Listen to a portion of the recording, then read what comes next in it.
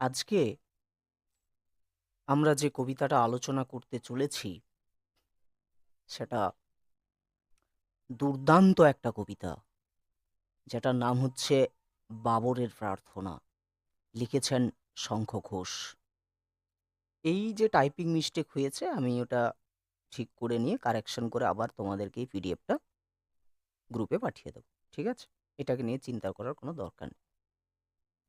তো এই কবিতাটা যখন তোমরা পড়বে না, তখন নিজেদেরকে এই কবিতা কোথায় লেখা হয়েছে তোমার 1974-এ, ঠিক আছে? এই কবিতাটা লেখা হচ্ছে 1974 থেকে 75 বা 1974 ধরো। আর আজকে আমরা এই কবিতাটা পড়ছি 2026-এ দাঁড়িয়ে।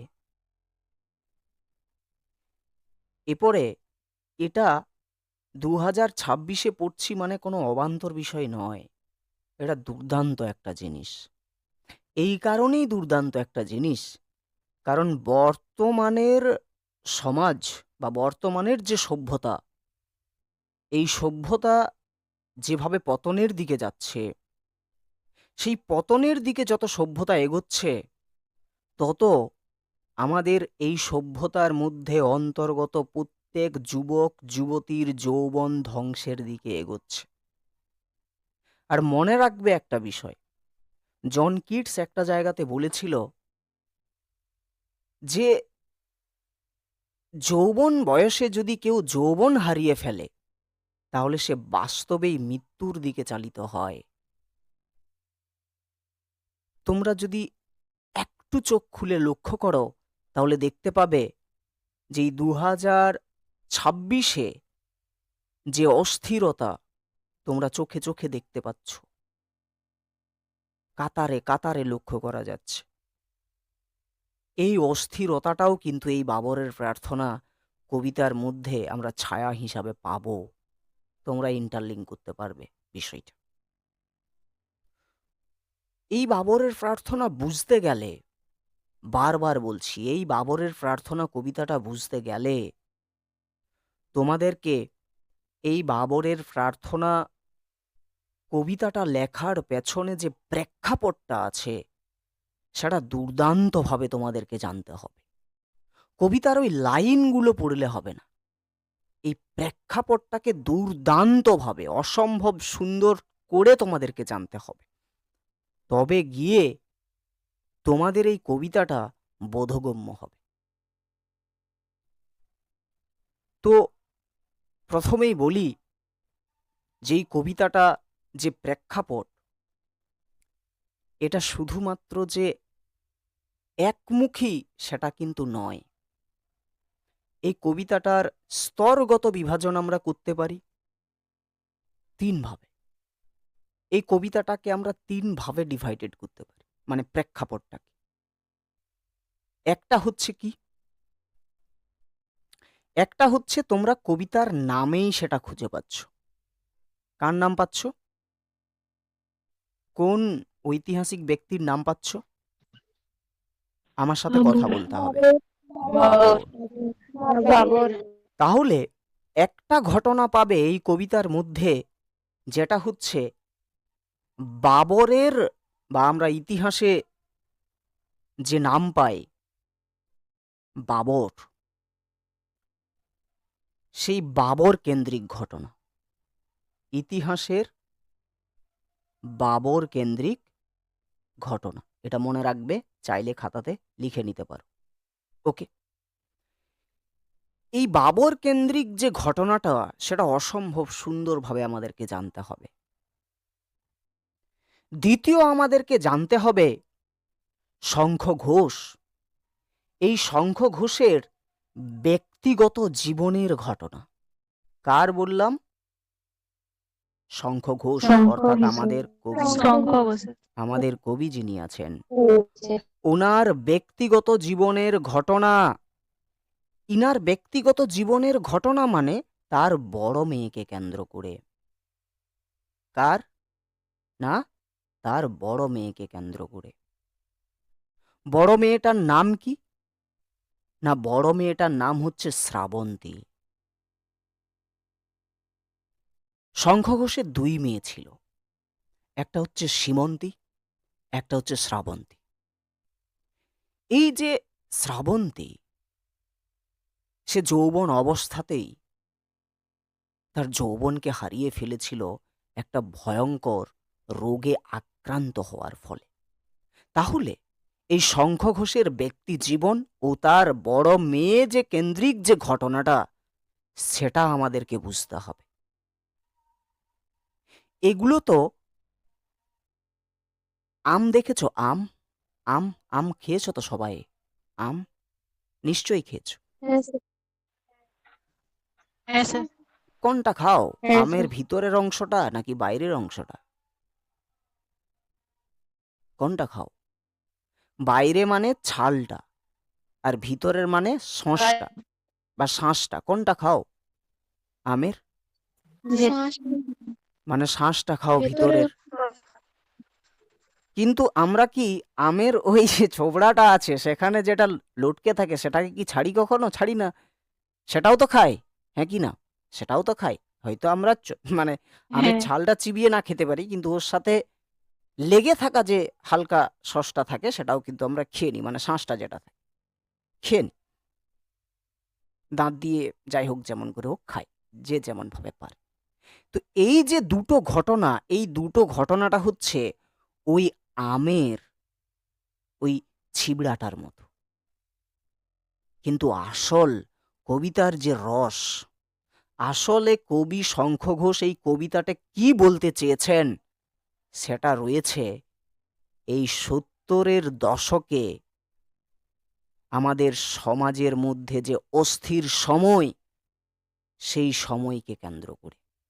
যে সময়ে যুবক যুবতীরা যৌবন থাকতেই যৌবন হারিয়ে ফেলছে, সরকার তাদেরকে যেখানে দেখছে সেখানেই গুলি করে মেরে দিচ্ছে, সেই সময়ের ঘটনা। পাশাপাশি ১৯৬৭ সালে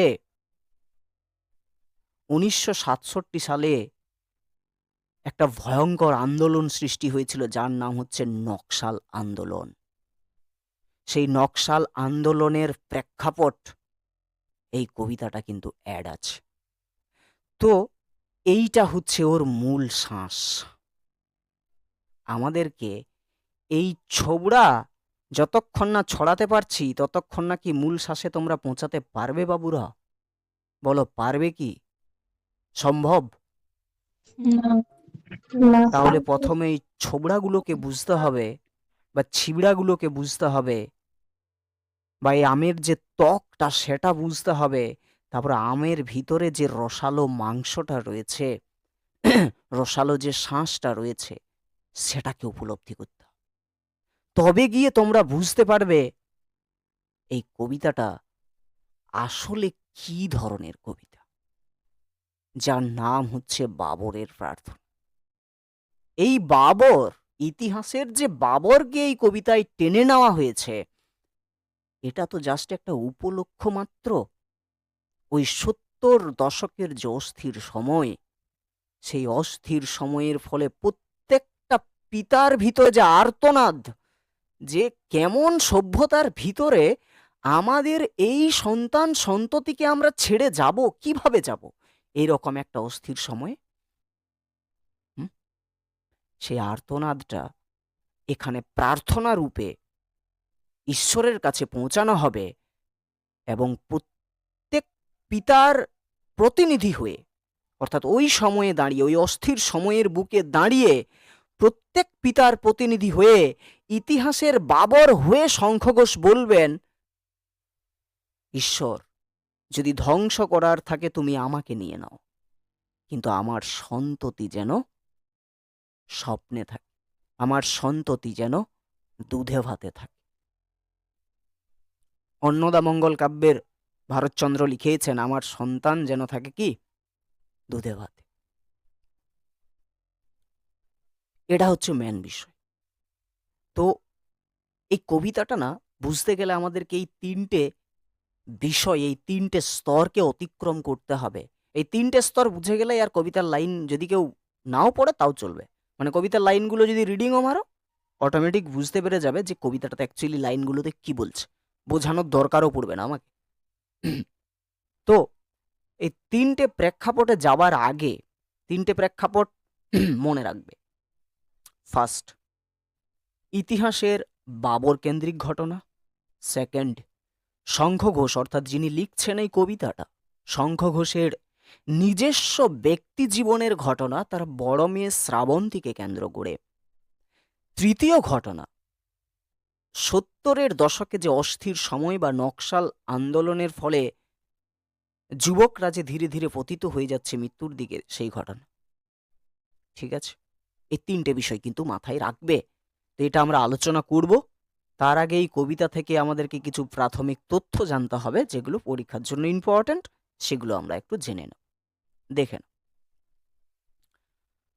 তো কবি পরিচিতি যদি বলতে হয়, তাহলে আমাদের বাংলাদেশের চাঁদপুরে জন্মগ্রহণ করছেন আমাদেরকে শঙ্খ ঘোষ, ১৯৩২ খ্রিস্টাব্দে ৫ই ফেব্রুয়ারি। এগুলো ইম্পর্ট্যান্ট নয় তোমাদের পরীক্ষার জন্য, কিন্তু এনার সম্পর্কে যদি না বলো তাহলে অপমান করা হয় না কবিকে।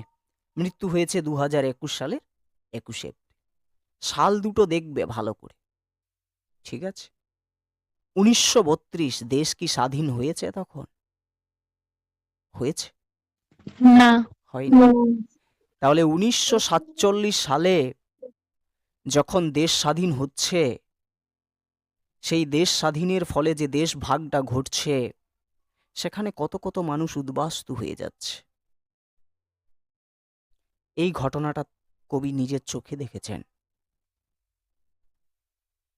পরবর্তী আরো অনেক অস্থির সময় কবি দেখেছেন, যেখানে সভ্যতা ধীরে ধীরে ধীরে ধীরে কালো অন্ধকারে ঢেকে যাচ্ছে। সময়কালটা খুব ইম্পর্টেন্ট। কবির প্রকৃত নাম চিত্তপ্রিয় ঘোষ, এটা একটু মনে রাখবে। ছদ্মনামের থেকে প্রকৃত নামটা ইম্পর্টেন্ট। শঙ্খ ঘোষের প্রকৃত নাম চিত্তপ্রিয় ঘোষ, ছদ্মনাম হচ্ছে কুন্তক।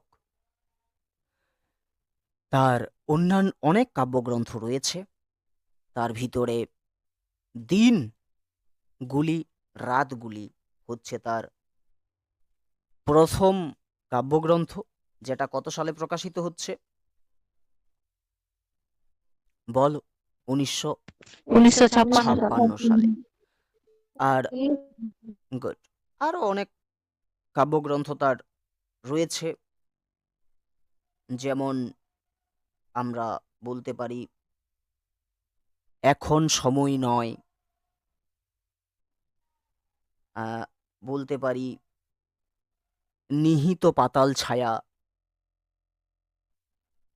এরকম অনেক রয়েছে। পাশাপাশি বাবরের প্রার্থনা একটা কাব্যগ্রন্থ আছে, যেটা ১৯৭৬ সালে প্রকাশিত হচ্ছে। ওই কাব্যগ্রন্থেরই একটা কবিতা হচ্ছে তোমাদের এই কবিতাটা, যার নাম হচ্ছে বাবরের প্রার্থনা। ঠিক আছে, এই তথ্যগুলো বোঝা গেছে।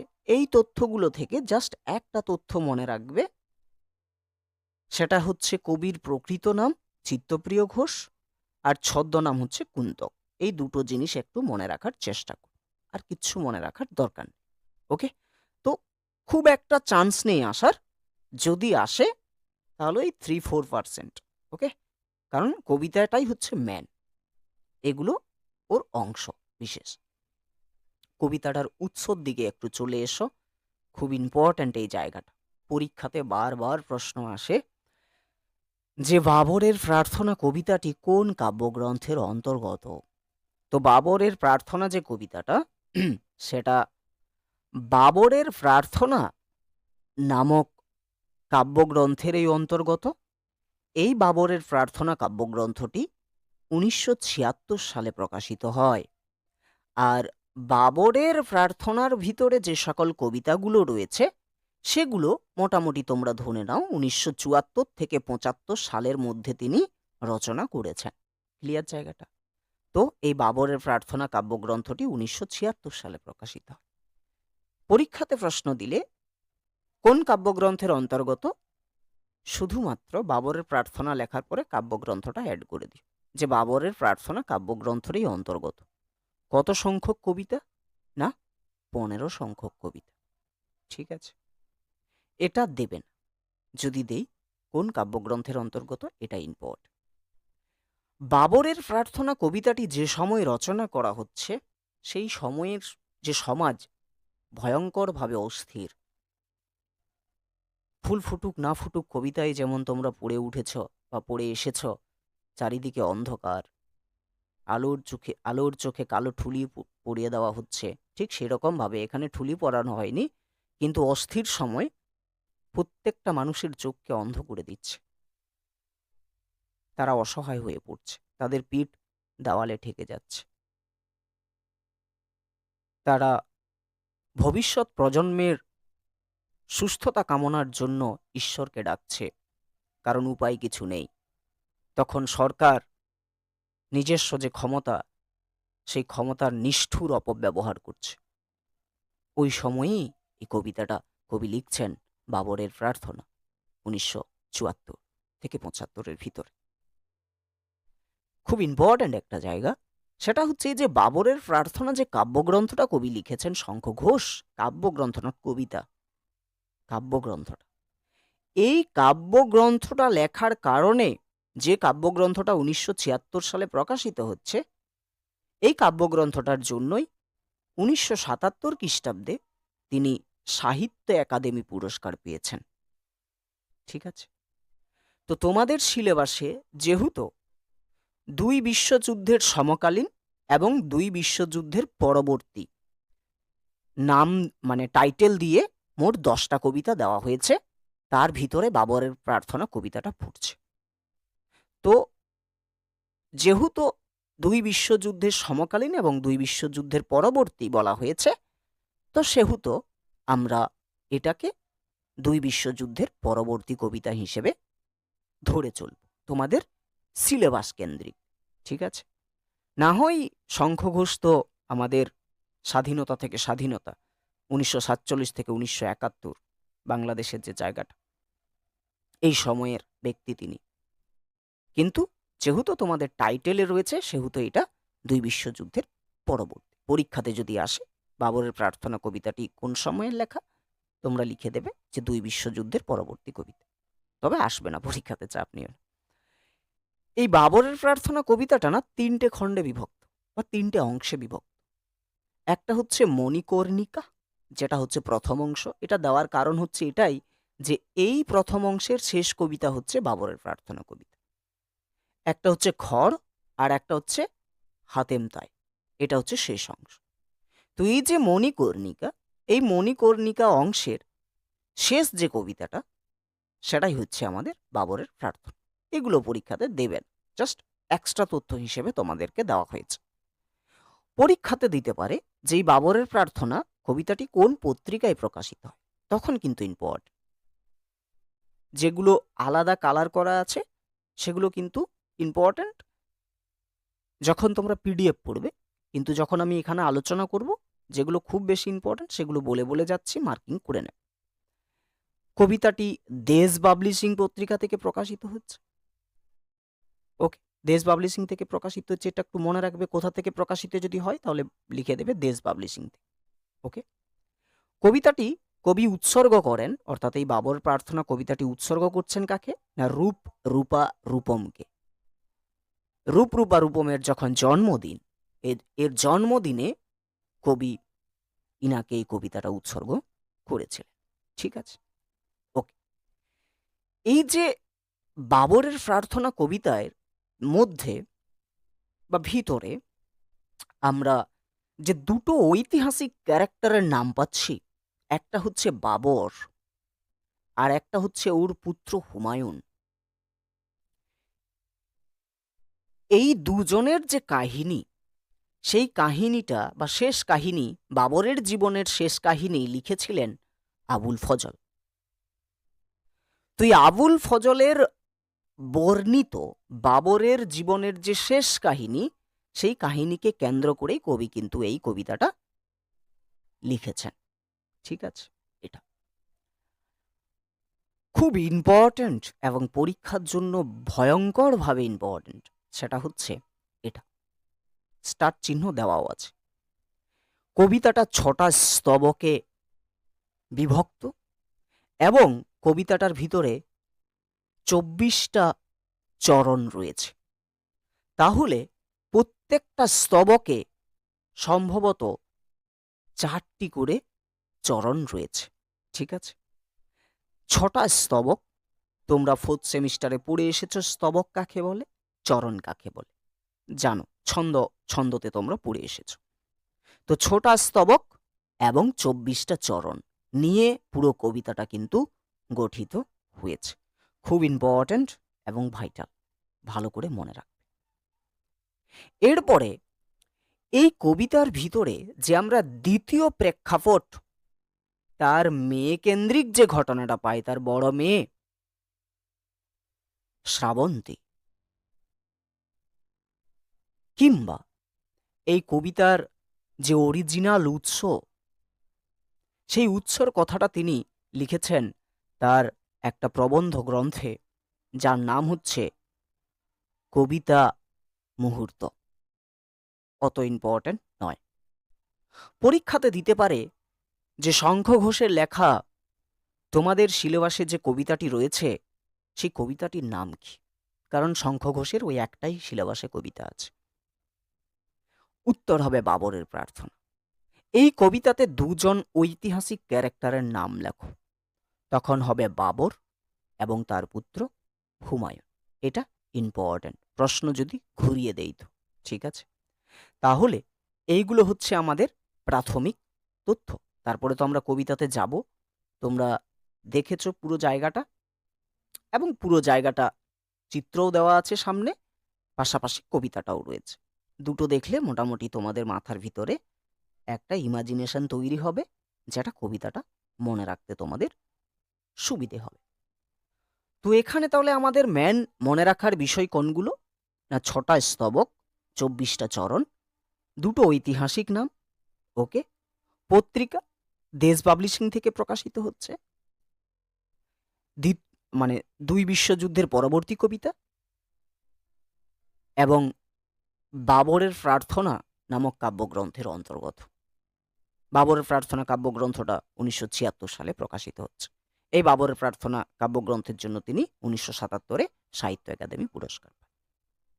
তো মোটামুটি এই বিষয়গুলো একটু প্রাথমিক জায়গা থেকে একটু মনে রাখ, তাহলেই কিন্তু পুরো বিষয়টা ক্লিয়ার হয়ে যাবে। বোঝা গেছে তোমাদের সকলের প্রাথমিক তথ্যের জায়গাটা ক্লিয়ার? স্যার একটু আওয়াজটা মনে হচ্ছে কাটা কাটা আসছে আমার। বাকিদের বাকিদের বাকিরা শুনতে পাচ্ছ? হ্যাঁ স্যার, শোনা যাচ্ছে। হ্যাঁ, এখন ঠিক আছে, এখন ঠিক আছে স্যার। হ্যাঁ, ওকে। ক্লিয়ার শুনতে পেয়েছো যত দূর অবধি হয়েছে? বল, প্রাথমিক তথ্য প্রাথমিক হ্যাঁ। তথ্য তোমাদের সম্পূর্ণ ক্লিয়ার? ক্লিয়ার? হ্যাঁ। ওকে। হ্যাঁ এরপরে স্যার। আমরা চলে আসি কবিতাটার প্রেক্ষাপটে। এটা খুব ইম্পর্ট্যান্ট একটা কবিতা, এবং প্রেক্ষাপটটা জানা খুব বেশি দরকার। প্রেক্ষাপটটা জানলেই তোমাদের কবিতাটা হয়ে যাবে। তো যেহেতু বাবরের প্রার্থনা, এই কবিতার নামের ভিতরেই আমরা বাবরকে খুঁজে পাচ্ছি। এই টাইপিং মিস্টেকগুলো হয়েছে, এগুলোর জন্য আমাকে ক্ষমা করবে। হ্যাঁ, এগুলোকে একটু আমি পরে পাঠিয়ে দেবো ঠিক করে। প্রথমেই আমাদেরকে এই বাবরের জায়গাটা একটু জানতে হবে।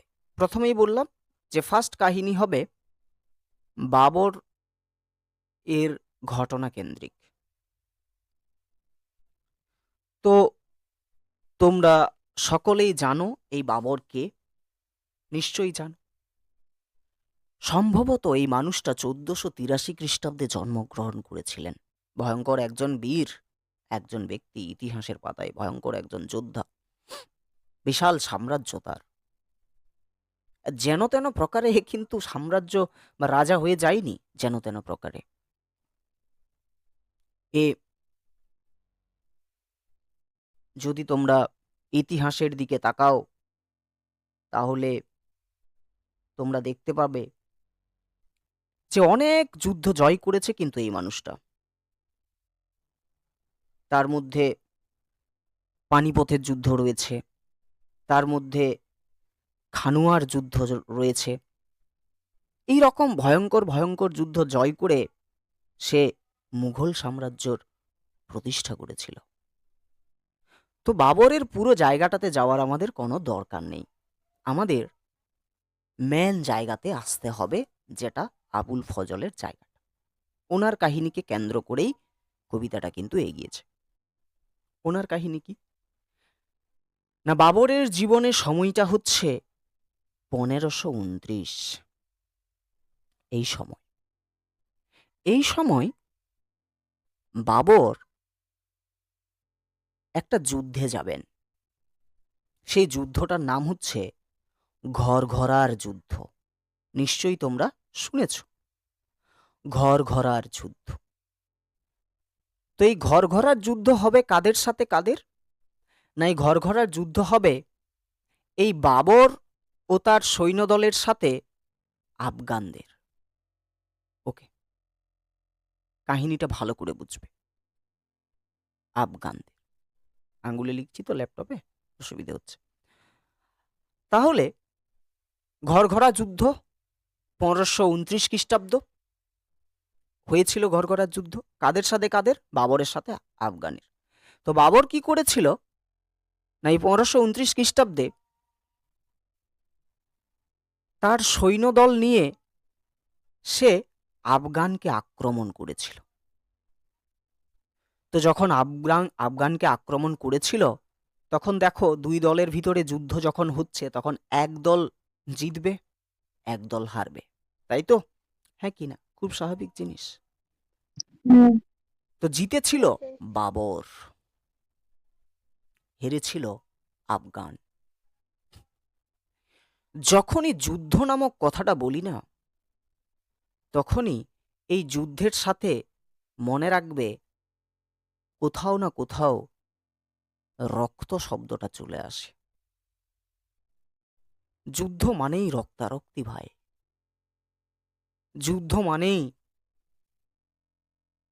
কত মায়ের কল শূন্য হয়ে যায়, যুদ্ধ মানেই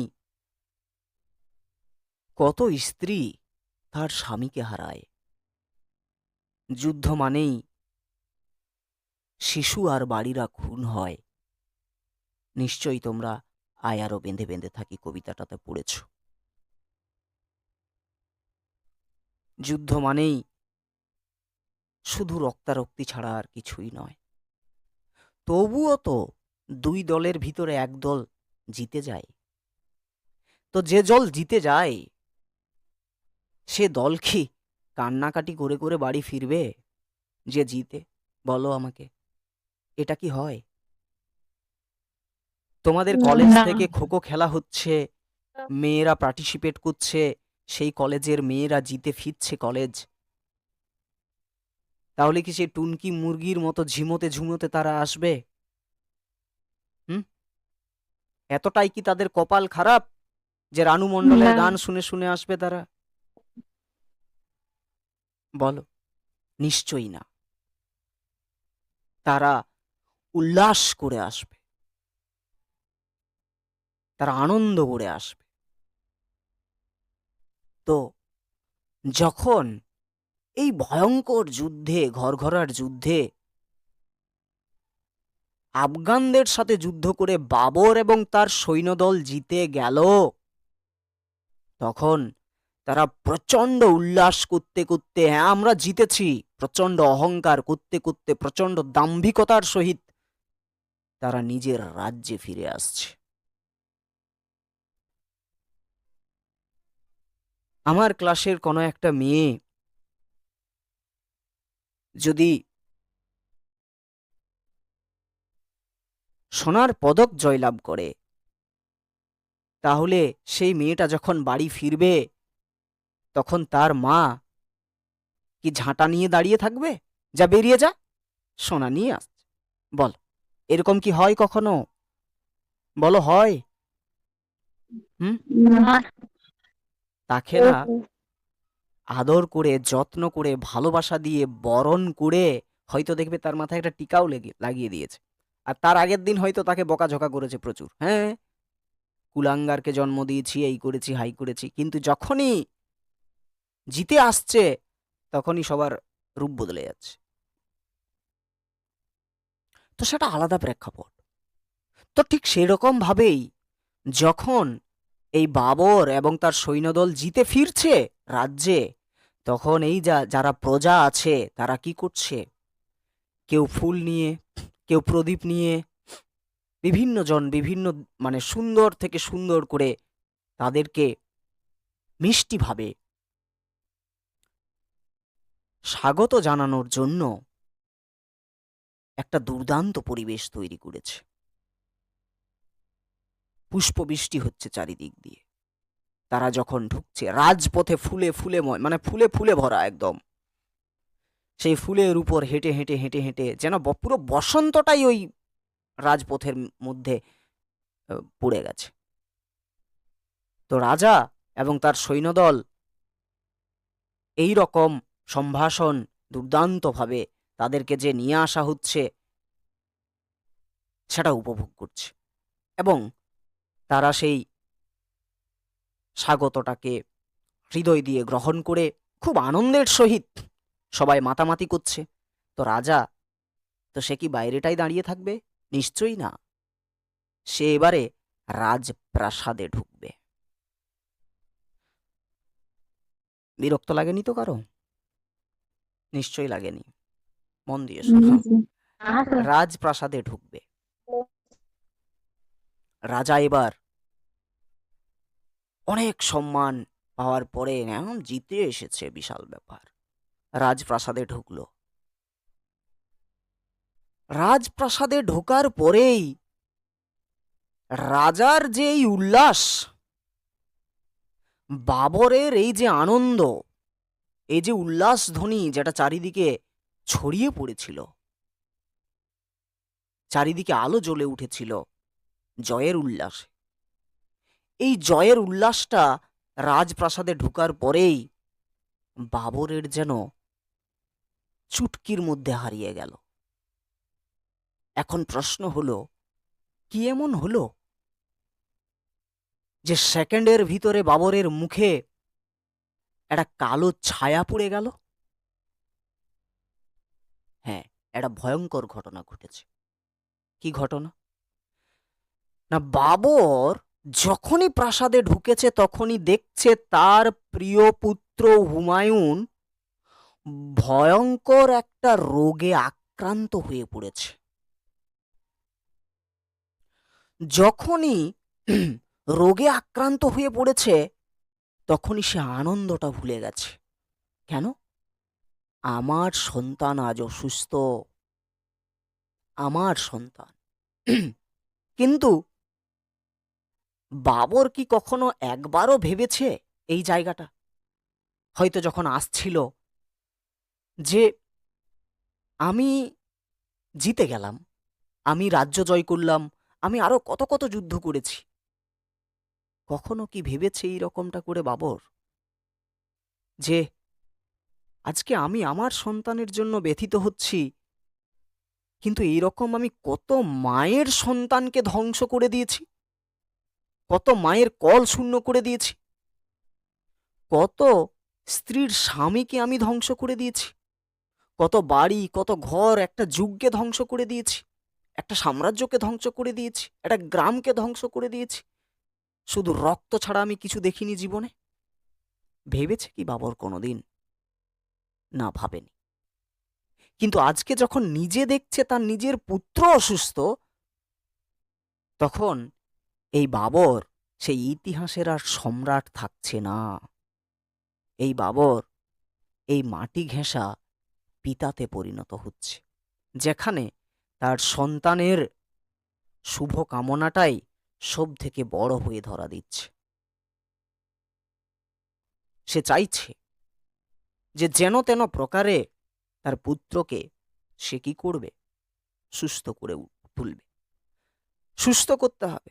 তাহলে সেই সময়ে তো ডাক্তার নামক শব্দটা ছিল না, সেই সময়ে নাম ছিল বৈদ্য। বৈদ্যকে ডাকা হলো, বৈদ্য দেখলো, সমস্ত কিছু দেখার পরে বৈদ্য বলে দিল যে আপনার সন্তানকে বাঁচানো সম্ভব নয়, কারণ তার সন্তানকে এমন একটা রোগে ধরেছে যে রোগটা কোনো রকম ভাবে ধরা পড়ছে না, কোনো রকম ভাবে না, একটা গোপন রোগ যেটা ধীরে ধীরে ধীরে ধীরে হুমায়ুনকে ক্ষয় করে দিচ্ছে। বাবর তখন ভাবছে, আমার সন্তান, আমি তো অনেকটা বেঁচেছি, আমার তো অনেকটা বয়স হয়েছে, আমার সন্তান, আমার সন্তান, আমার সন্তান তো এই যৌবনে পা দিয়েছে। হয়তো বাবরের তখন 21, 22, 23 এরকম বয়স হবে। আমার সন্তানের তো আরো অনেকটা জীবন বাকি, আমি তো বেঁচে নিয়েছি যতটা বাঁচার, আমি আর কি করব বেঁচে থেকে, এরকম চিন্তা করছে। যে যৌবন বয়সে আমার ছেলেটাকে ফলে ফুলে ভরে ওঠার কথা, চারিদিকে আনন্দে খিলখিল করে হাসার কথা, পুরো পৃথিবীটাকে এই ভগবানের দেওয়া অসম্ভব দুটো চোখ দিয়ে উপলব্ধি করা, এই বয়সেই কোনো একটা গোপন ক্ষয় তাকে যেন ধীরে ধীরে ধীরে ধীরে করে মৃত্যুর দিকে ঠেলে দিচ্ছে। বাবর এটা মেনে নিতে পারছে না। যখনই দেখছে তখন বাবরের হৃদয় ভেঙে পড়ছে। বাবর যেন উপলব্ধি করতে পারছে তার সন্তানের যন্ত্রণা। তো প্রচণ্ড দুশ্চিন্তায় পড়ে গেছে বাবর। কিন্তু এই মানুষটাই কত কত মায়ের কোল যে শূন্য করে দিয়েছে, সেটা কি কখনো ভেবেছিল? বলে না, নিজের ঘরে সাপ যতক্ষণ না ঢুকছে ততক্ষণ না উপলব্ধি করতে পারবে না যে সাপ দেখলে মানুষ কেমন লুঙ্গি গুটিয়ে ঝাঁপায়। তো বাবরের ঘরেই যখন এরকম একটা ভয়ঙ্কর ঘটনা ঘটছে, তখন তার চোখ খুলছে যে আমার সন্তান। তাহলে আরে ভাই, তাহলে অত অত সন্তান যখন মারল সে, তখন তার মনে হয়নি? না, তার মনে হয়নি, কারণ তখন ছিল সম্রাট, তার ওটাই কাজ, দিগ্বিজয় করা। কিন্তু এখন কেন মাথায় আসছে তার সন্তানের কথা? কারণ এখন সে পিতা। আর এই কবিতাতে শঙ্খ ঘোষ বাবরকে সম্রাট হিসাবে নয়, একজন প্রকৃত পিতা হিসাবে দেখিয়েছেন, যেখানে প্রত্যেক পিতাই চায় তার সন্তান থাকুক দুধে ভাতে, তাতে পিতার সমস্ত কিছু নিয়ে নিয়ে নেক ঈশ্বরে, সব কিছু নিয়ে নেক, তার বদলে যেন তার পুত্র থাকে দুধে ভাতে। তো বাবর ভাবছে তার পুত্র এখন যৌবন, তার অনেকটা জীবন বাকি। তখন এইসব ভাবতে ভাবতে ভাবতে ভাবতে ভাবতে ভাবতে বাবর খুঁজে পাচ্ছে না সে কি করবে। একটা সময় সে দেখছে পশ্চিম দিকে সূর্য অস্ত যাচ্ছে। বাবর তো অসহায়, বাবর এখন সম্রাট নেই আর, বাবর এখন পিতা, রক্ত মাংসের মাটি ঘেঁষা একজন পিতা। সে ভাবছে, তাহলে আর তো কিছু করার নেই, কেউ তো আর বাঁচাতে পারবে না আমার সন্তানকে, তাহলে আমি হাঁটু গেড়ে বসে পড়ব নাকি পশ্চিম দিকে মুখ করে? হ্যাঁ, বাবর তখনই পশ্চিম দিকে হাঁটু গেড়ে বসে পড়ছে নত জানু হয়ে। পশ্চিম দিকে থাকে ওই মক্কা মদিনা পবিত্র স্থানগুলো, যেদিক দিয়ে আজান গান ধ্বনিত হয়। সে হাঁটু গেড়ে বসে বলছে, কারণ বাবর এখন জানে যে তার আর উপায় নেই। এখন যদি তার পুত্রকে কেউ বাঁচাতে পারে, তাহলে সেই ঈশ্বর, সেই আল্লাহ, সেই বিধাতা, যাই বলো না কেন, সেই অলৌকিক শক্তি। মর্ত পৃথিবীর সমস্ত শক্তি প্রয়োগ করে দেখেছে, তার পুত্রকে কেউ সুস্থ করতে পারেনি। এখন বাবর অসহায় হয়ে, অসহায় পিতা হয়ে সে ঈশ্বরের দিকে মুখ করে তাকিয়ে বলছে, হে ঈশ্বর, তোমার যদি একটা প্রাণ নেওয়ারই থাকে তাহলে তুমি আমার প্রাণটা নিয়ে নাও, আমার প্রাণটা। এই আমার প্রাণের বদলে তুমি আমার এই সন্তানের সুস্থ জীবনটাকে, এই অসুস্থ জীবনটাকে সুস্থ করে দাও। এই যে আমার পুত্রকে যে গোপন রোগ তার পুরো যৌবনটাকে ধ্বংস করে দিচ্ছে, মৃত্যুর মুখে ঠেলে দিচ্ছে, আমার সব কিছু কেড়ে নাও। দরকার হলে তুমি আমাকে পাথর করে দাও, নিশ্চল করে দাও, যা ইচ্ছে করে নাও, আমার কিচ্ছু অসুবিধে নেই, কিন্তু আমার পুত্রের পুরো জীবনটাই বাকি। তুমি আমাকে কেড়ে নাও ঈশ্বর, তুমি আমাকে কেড়ে নাও আল্লাহ, কিন্তু আমার এই পুত্রকে তুমি সুস্থ করে দাও। কিন্তু এই পিতাটাই কত কত পুত্র বা কত কত মায়ের কোল শূন্য করে দিয়েছিল, তখন কিন্তু তার এই সমস্ত কথা কিন্তু তার মাথায় আসেনি। কিন্তু এখন সে একজন পিতা, সেই পিতার মুখ দিয়ে উচ্চারিত যে প্রার্থনা সন্তানের মঙ্গল কামনার জন্য, সেটাই হচ্ছে বাবরের প্রার্থনা কবিতা। এই যে পুরো ঘটনাটা, এই ঘটনাটার সাথে এটা জাস্ট একটা উপলক্ষ মাত্র এই কবিতাটার আসল বিষয়টাকে দেখানোর জন্য। এর সাথে ইন্টারলিঙ্ক রয়েছে যে কবি বাবরকেই কেন ধরলেন। কেন ধরলেন এই বাবরকেই? কারণ কবির জীবনের যে ব্যক্তিগত ঘটনা, সেই ঘটনাটার সাথে বাবরের জীবনের ঘটনাটা মিল রয়েছে। তো এই বাবরের জীবনের যে ঘটনাটা আমরা পাই, সেটা হচ্ছে আবুল ফজল বাবরের জীবনের যে শেষ জায়গাটা তিনি লিখেছেন, শেষ জীবনের কাহিনীটা, সেই কাহিনীটা কিন্তু অ্যাড রয়েছে। তো বাবর প্রার্থনা করলো ঈশ্বরের কাছে, ঈশ্বর তুমি আমার সমস্ত কিছু নিয়ে নাও, কিন্তু আমার সন্তানকে তুমি সুস্থ করে দাও। তারপর এই আবুল ফজলের কাহিনী অনুসারে জানা যায় যে কিছু দিনের মধ্যে বাবরের পুত্র হুমায়ুন সুস্থ হয়ে ওঠে এবং এই বাবর একটা অসম্ভব রোগে আক্রান্ত হয় এবং কিছুদিনের মধ্যেই কিন্তু বাবর মারা যায়, কিন্তু তার পুত্র জীবন ফিরে পায়। কে? না, হুমায়ুন। এটা হচ্ছে একটা প্রেক্ষাপট। ক্লিয়ার হয়েছে জায়গাটা? পুরো কাহিনীটা ক্লিয়ার হয়েছে? পুরো কাহিনী নিশ্চয়ই ক্লিয়ার? হ্যাঁ স্যার। হ্যাঁ হ্যাঁ স্যার। ক্লিয়ার? ওকে। কবিতাটার না 30% তোমরা বুঝতে পেরে গেছো এখানে, বাইরের মিনিং। এবারে কার প্রেক্ষাপট আলোচনা করার কথা ছিল আমাদের? নেক্সট বলো, দ্বিতীয়টা। শঙ্খ কবি ঘোষ। শঙ্খ কবি শঙ্খ ঘোষের তার বড় মেয়ে শ্রাবন্তীকে কেন্দ্র করে যে ঘটনা, সেটা। তো কবি শঙ্খ ঘোষ ছিলেন যাদবপুর বিশ্ববিদ্যালয়ের অধ্যাপক, ঠিক আছে, বাংলা বিভাগের। ওকে। তো হয়েছেটা কি, তিনি ক্লাস করাতে যাবেন বা তিনি ক্লাস করাচ্ছেন,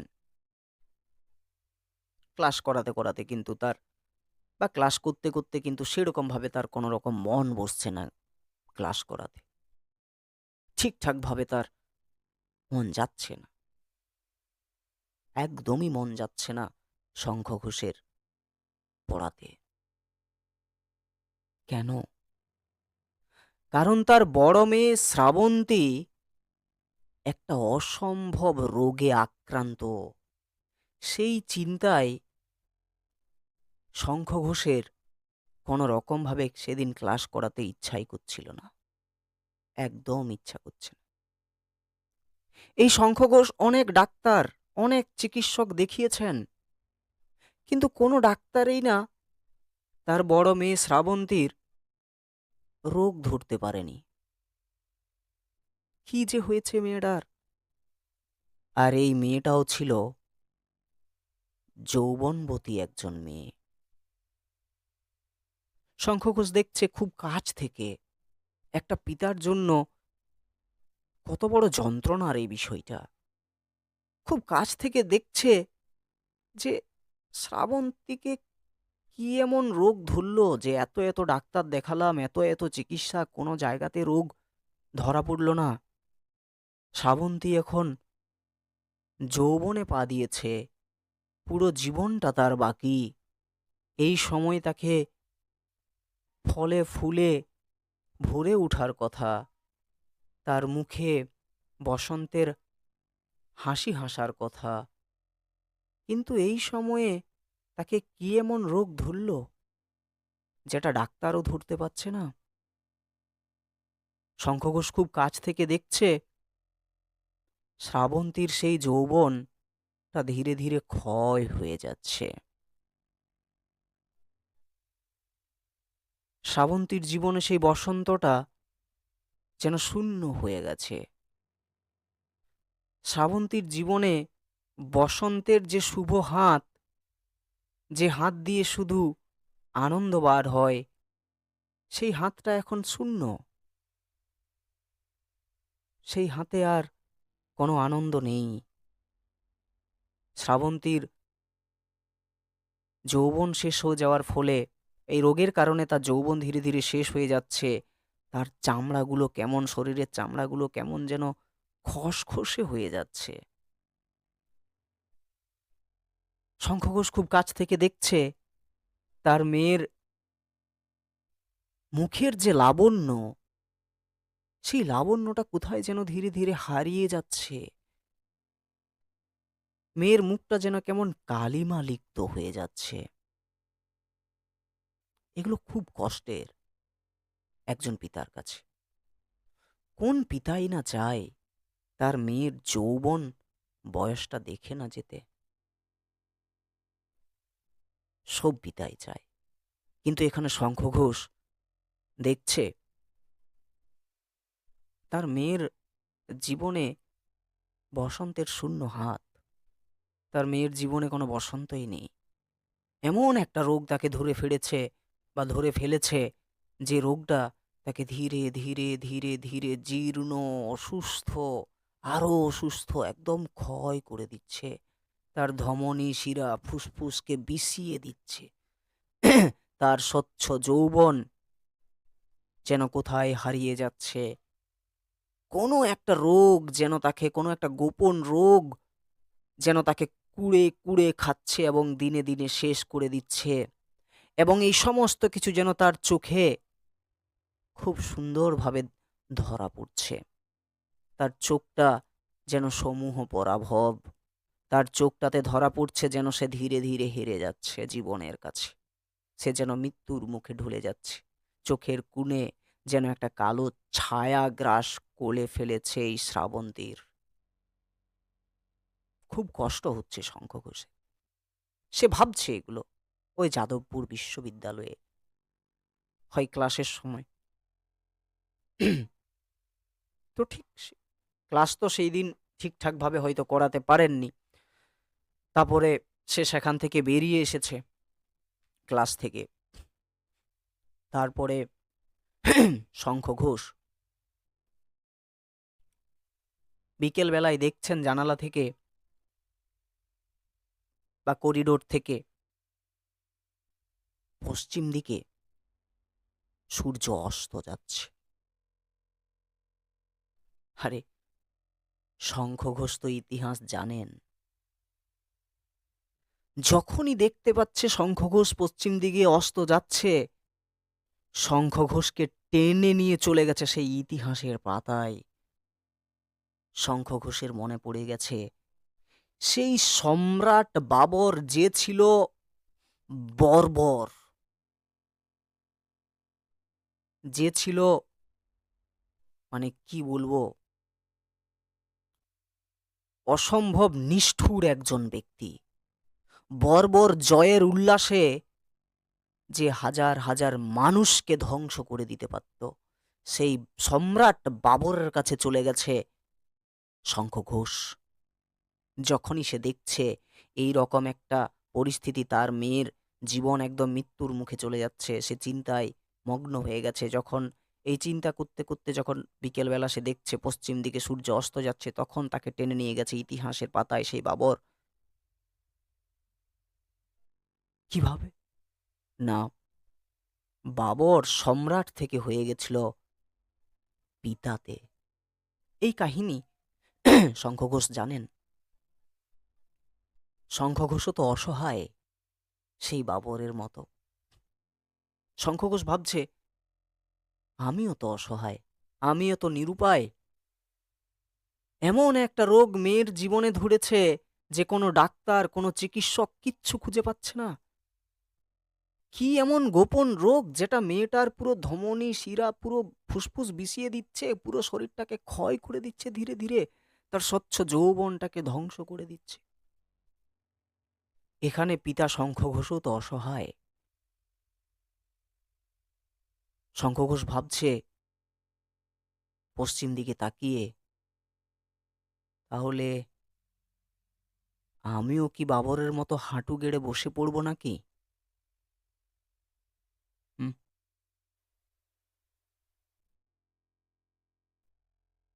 শঙ্খ ঘোষ সেদিন হাঁটু গেড়ে বসেছিল কি বসেনি সেটা আমি জানি না,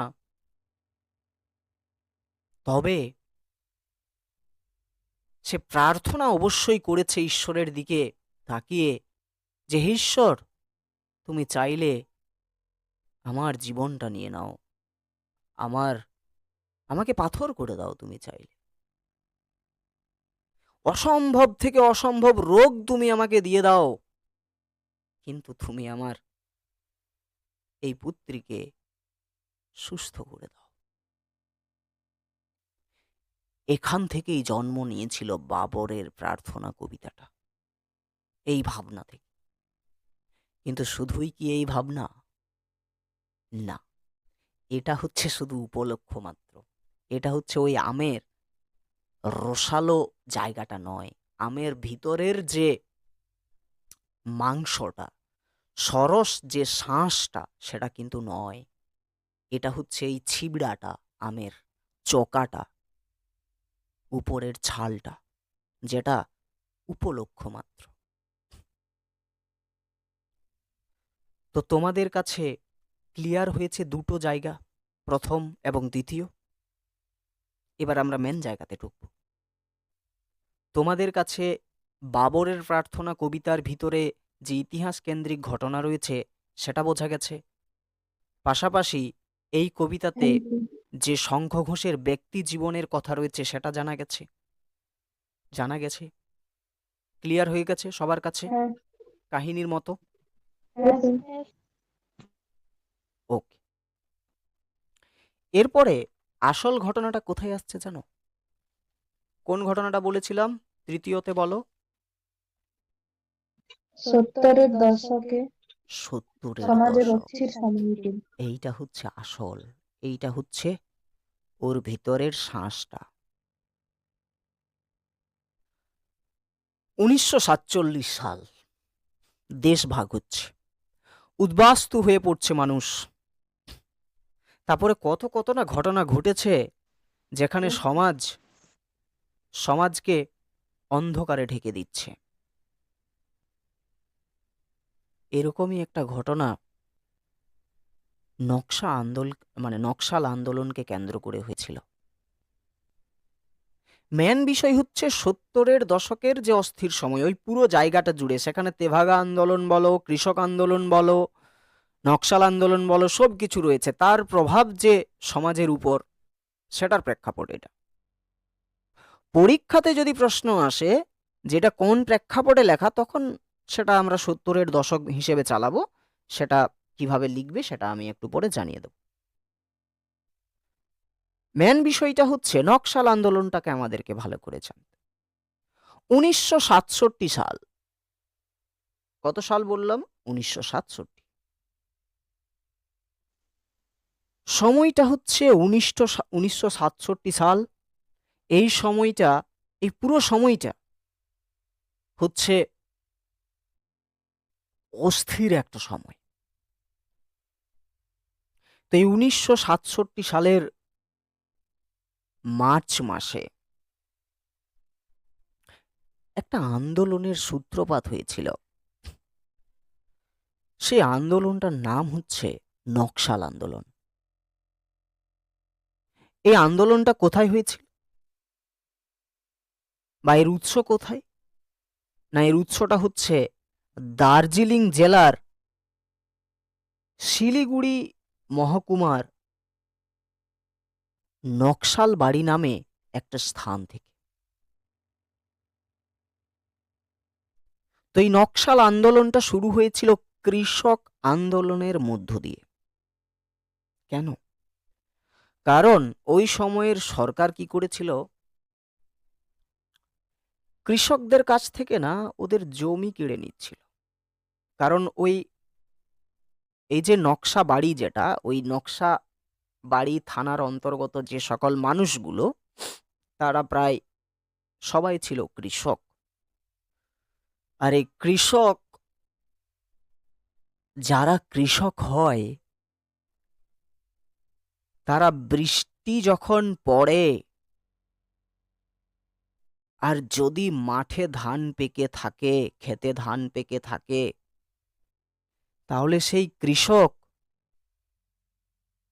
কতটা অসহায় ভাবে অপেক্ষা করতে থাকে, দিন গুনতে থাকে একটা ঝলমলে উজ্জ্বল রোদের জন্য। সেটা তো সেই জানে, সেই কৃষকেই জানে। না হলে তার ধানগুলো তো নষ্ট হয়ে যাবে ভাই। সে খাবে কি?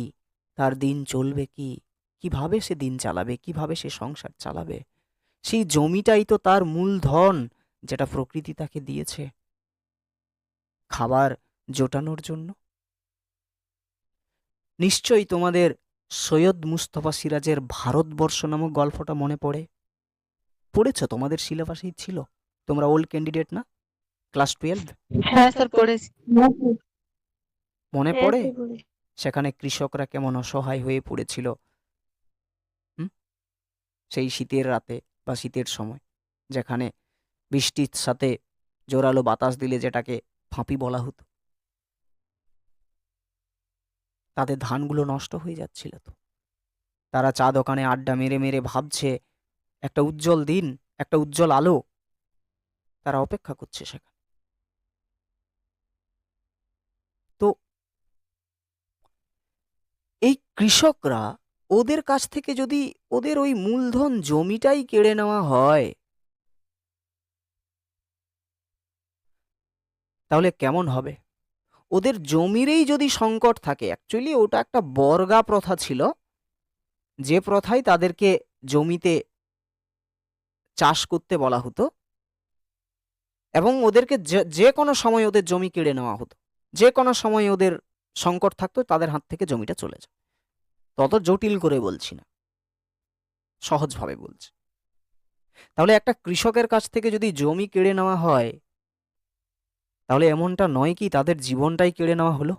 বলো, তোমরা বলো, নয় কি? হুম? হ্যাঁ কি না? হ্যাঁ স্যার। তখন হ্যাঁ। শুরু হলো হ্যাঁ নকশাল আন্দোলন। এই কৃষক আন্দোলন থেকেই শুরু হয়েছে সেটা। তো এই যে কৃষক আন্দোলন বা এই যে নকশাল আন্দোলন, সরকারের বিরুদ্ধে গিয়ে যে আন্দোলন, এটা পুরো শুধু ওই জায়গাটাতে ছিল না, সমগ্র ভারতবর্ষে ছড়িয়ে পড়েছিল। এই নকশাল আন্দোলনে যারা গতিদান করেছিল, তাদের এক দুজনের নাম বলি আমি। শ্রদ্ধেয় কানু সান্যাল, আজিজুল হক, চারু মজুমদার, অসীম চ্যাটার্জি, এরা। কিন্তু ওই যে বললাম যে এই আন্দোলন শুধুমাত্র ওই নকশা বাড়ি বা ওই এলাকাটার ভিতরেই সীমাবদ্ধ ছিল না। এই আন্দোলনটা ধীরে ধীরে সমগ্র ভারতবর্ষে ছড়িয়ে পড়েছিল। সময়ের সাথে সাথে সাথে সাথে এই আন্দোলন কলকাতাতেও পৌঁছাতে বেশি দেরি সময়, মানে বেশিক্ষণ সময় নেয়নি। এই আন্দোলন সময়ের সঙ্গে সঙ্গে কলকাতাতে এসে উপস্থিত হয়। যখনই এই আন্দোলন কলকাতাতে এসে উপস্থিত হয়, তখন এই নকশা আন্দোলনে যোগদান দিয়েছিল প্রেসিডেন্সি কলেজ এবং যাদবপুর বিশ্ববিদ্যালয়ের যুবক যুবতীরা। অর্থাৎ প্রেসিডেন্সি এবং যাদবপুর বিশ্ববিদ্যালয়ের যে সকল ছাত্রছাত্রীরা, যারা যুবক, যারা যুবতী, যারা যৌবনে ভরপুর, তারা তো যখন এই আন্দোলন গভীর থেকে গভীরতম জায়গাতে চলে যায়, তখন সরকার তো তাদের ক্ষমতার অপব্যবহার করছে নিষ্ঠুরভাবে। তখন তারা কি করল? যেই যুবক কথা বলবে, যেই যুবক সরকারের বিরুদ্ধে যাবে, তাকেই গুলি করে মেরে দেওয়া হচ্ছে। অর্থাৎ অত্যাচার শুরু হলো যুবক যুবতীর উপর, যারা ওরাই তো এই প্রজন্মটাকে এগিয়ে নিয়ে যাবে। ওদেরকেই যদি ধ্বংস করে দেওয়া হয়, তাহলে কি এই প্রজন্মটা টিকে থাকবে?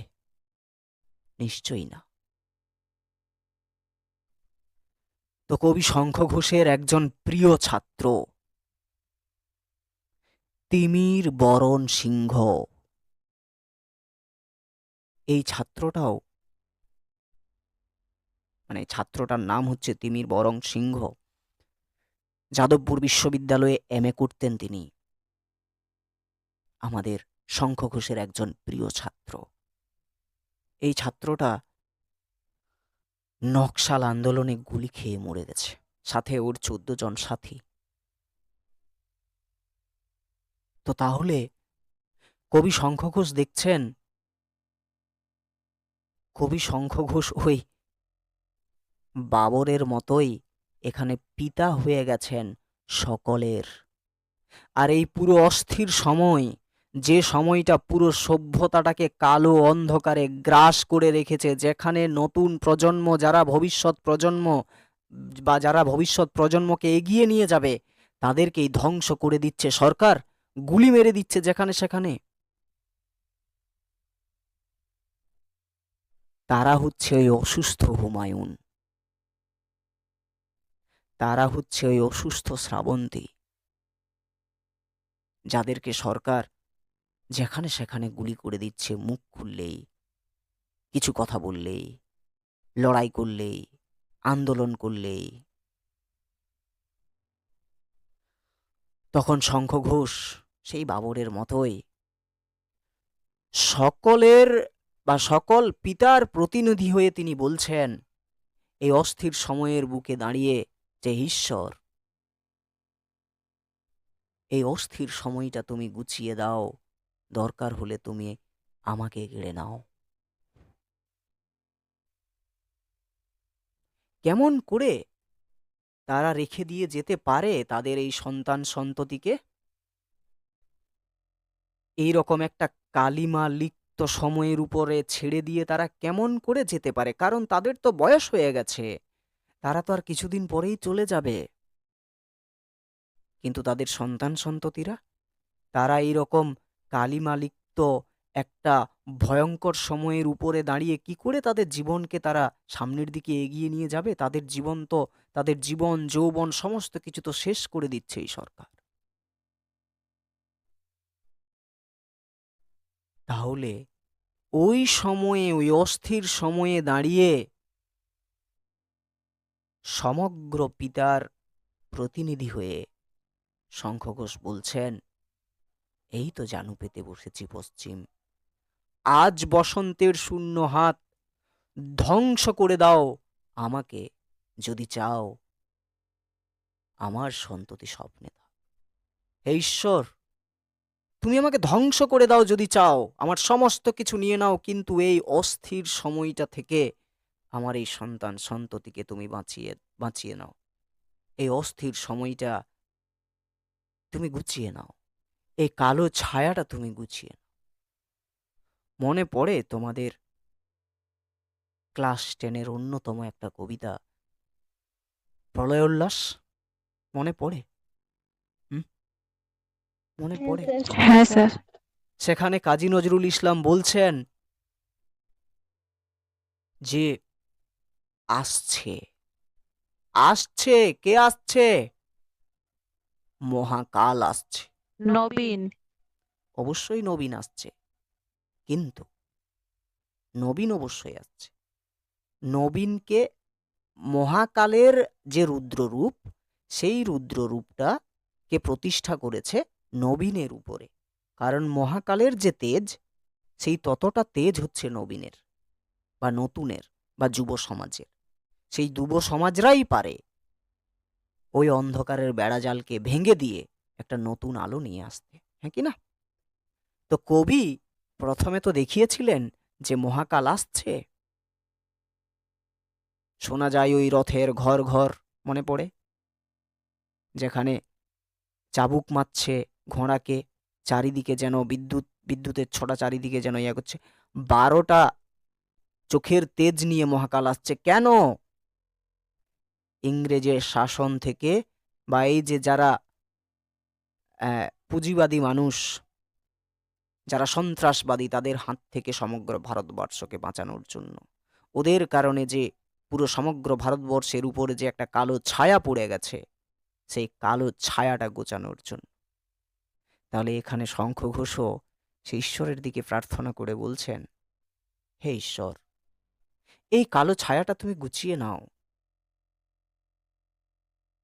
এই ছেলে মেয়েগুলোকে যেন তারা আসল ফুলের গন্ধ পায়, আসল ফলের যেন স্বাদ পায়।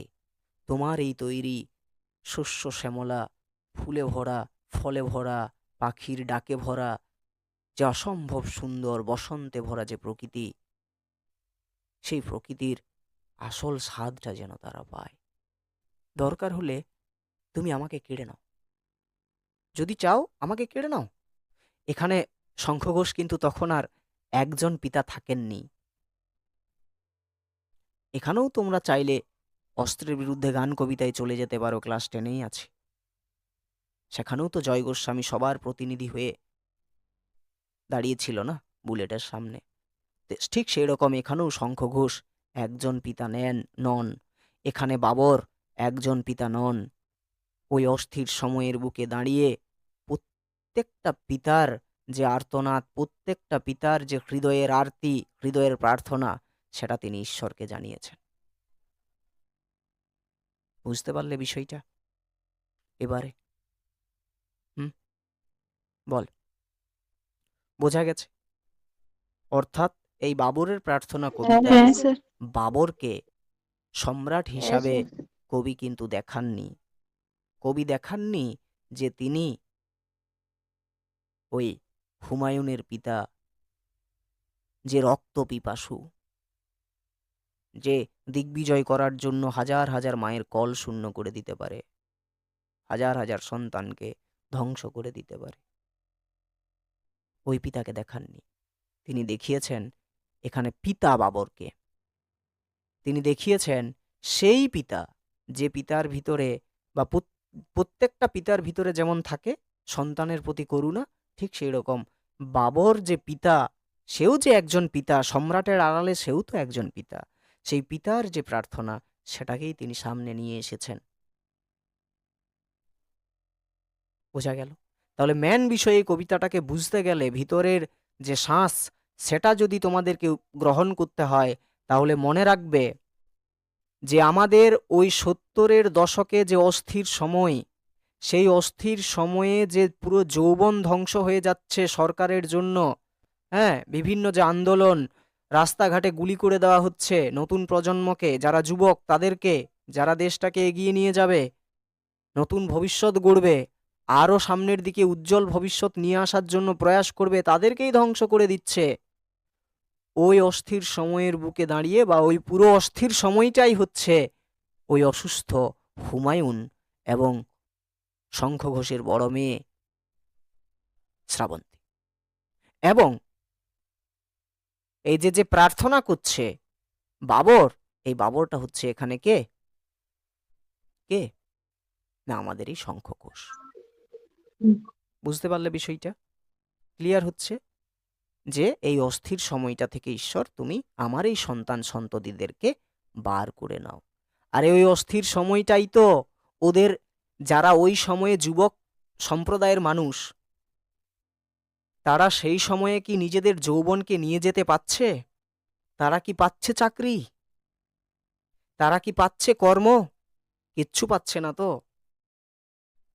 তাদের ভিতরে যে মানসিক চাপ, তাদের ভিতরের যে ফ্রাস্ট্রেশন, এগুলো কি ধরা যায়? আমি যদি তোমাদেরকে বলি, তোমরা কি খুব শান্তিতে আছো এত বড় সিলেবাসটাকে নিয়ে? হুম? তোমরা কি খুব শান্তিতে আছো এই রাজ্যের অবস্থা দেখে, যেখানে হাজার হাজার ছেলে মেয়ে চাকরি পাচ্ছে না যোগ্য থাকার পরেও? বাস্তবেই কি এই ছেলে মেয়েদের জীবনের যৌবনটা আছে? আছে কি? নেই। এদের জীবন এরা দেখবে ধীরে ধীরে ক্ষয় হয়ে যাচ্ছে। বর্তমান প্রজন্মের এই 2026-এর বুকে দাঁড়িয়ে যে সকল ছেলে মেয়েরা স্ট্রাগল করতে করতে করতে করতে রাত জাগতে জাগতে জাগতে জাগতে একটা চাকরির আশায় চোখের কোণায় কালো দাগ পড়ে যাচ্ছে, আছে কি তারা ভালো? হুম? তারা যে ধীরে ধীরে ক্ষয় হয়ে যাচ্ছে কোনো একটা গোপন রোগে, সেটা কি দেখতে পাচ্ছে তাদের পিতামাতা? পাচ্ছে না তো।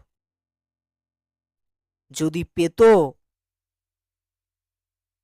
তাহলে নিশ্চয়ই কিছু একটা আশা করা যেত নতুনের। পাচ্ছে না কেউ দেখতে। বর্তমানের যুবক যুবতীরা ফ্রাস্ট্রেশনে ভুগছে, হীনমন্যতায় ভুগছে। তারা ক্ষয় হয়ে যাচ্ছে ধীরে ধীরে, শেষ হয়ে যাচ্ছে ধীরে ধীরে। সরকার তো সেটাই টার্গেট করছে না, যাতে করে ওরাই ধ্বংস হয়ে যায়। তাহলে তার কোনো চিন্তা নেই।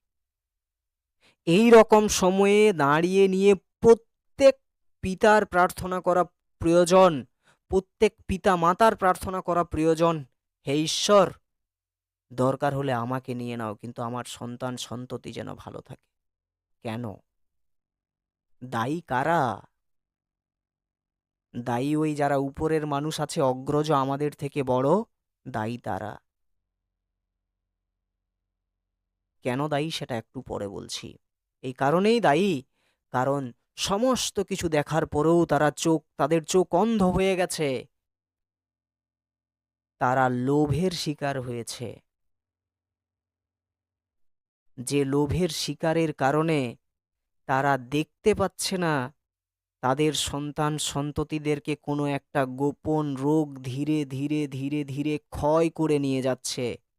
তারা শুনতে পাচ্ছে কোনো এক টিভির পর্দায় কোনো একটা ছেলে ফ্রাস্ট্রেশনে ভুগে ফাঁসি নিয়ে নিল। তখন তাদের মাথায় কোনো টনক নড়ছে না। কিন্তু এটাই যখন নিজের ঘরে দেখা দেবে কোনো একটা সন্তানের, তখনই এই বাবরের মতো উপলব্ধি করতে পারবে যে এটা আমার সন্তান, আমি কি বড় পাপ করেছি। এই অসভ্য নির্লজ্জ একটা নিষ্ঠুর জায়গাকে সাপোর্ট করে, যেটাকে কেন্দ্র করে, বা এই সরকারকে সাপোর্ট করে, যে সরকার বর্তমানের যুবক যুবতীদেরকে একটা চাকরি দিতে পারে না, তাদেরকে যোগ্য অধিকার দিতে পারে না, শুধু ভাতা দিয়ে ছেড়ে দেয়। এগুলো বুঝতে পারবে, তখনই বুঝতে পারবে যখন নিজের ঘরে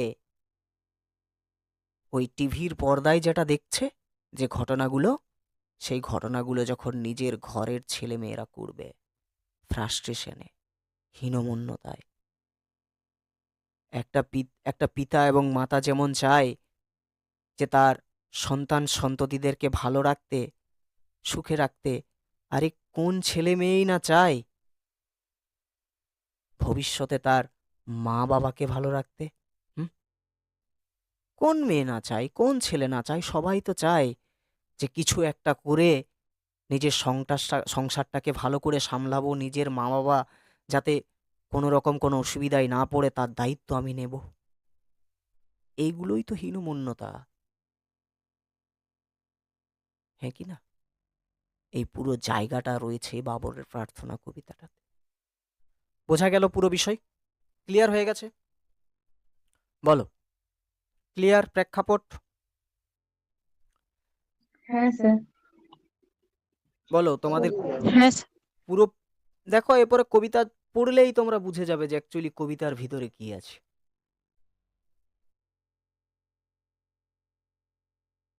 শুনতে হবে, ক্লাস কিন্তু শেষ করবো, হ্যাঁ? অসুবিধা নেই তো? বলো, কবিতাটা তার কিছু নেই, না সিরিয়াসলি স্যার। বলছি, আর একদমই না কিছু স্যার। আর কিছু নেই। চলে এসো এবার, আমরা কবিতাতে চলে আসি, নাকি থাকবে? বলো বলো তোমরা, কটা বাজলো? নটা, নটা বেজে গেছে। কি করবে বলো, তোমরা নিজেরা বলো, যেটা ইচ্ছে, তোমাদের উপরে সমস্ত কিছু, কারণ অনেকটা সময় হয়ে 7:30 থেকে 9টা থেকে 9টা। স্যার যদি বড় কবিতা হয় তাহলে থাকতে দিন, আর যদি সেরকম কবিতা হয় তাহলে চালিয়ে যান।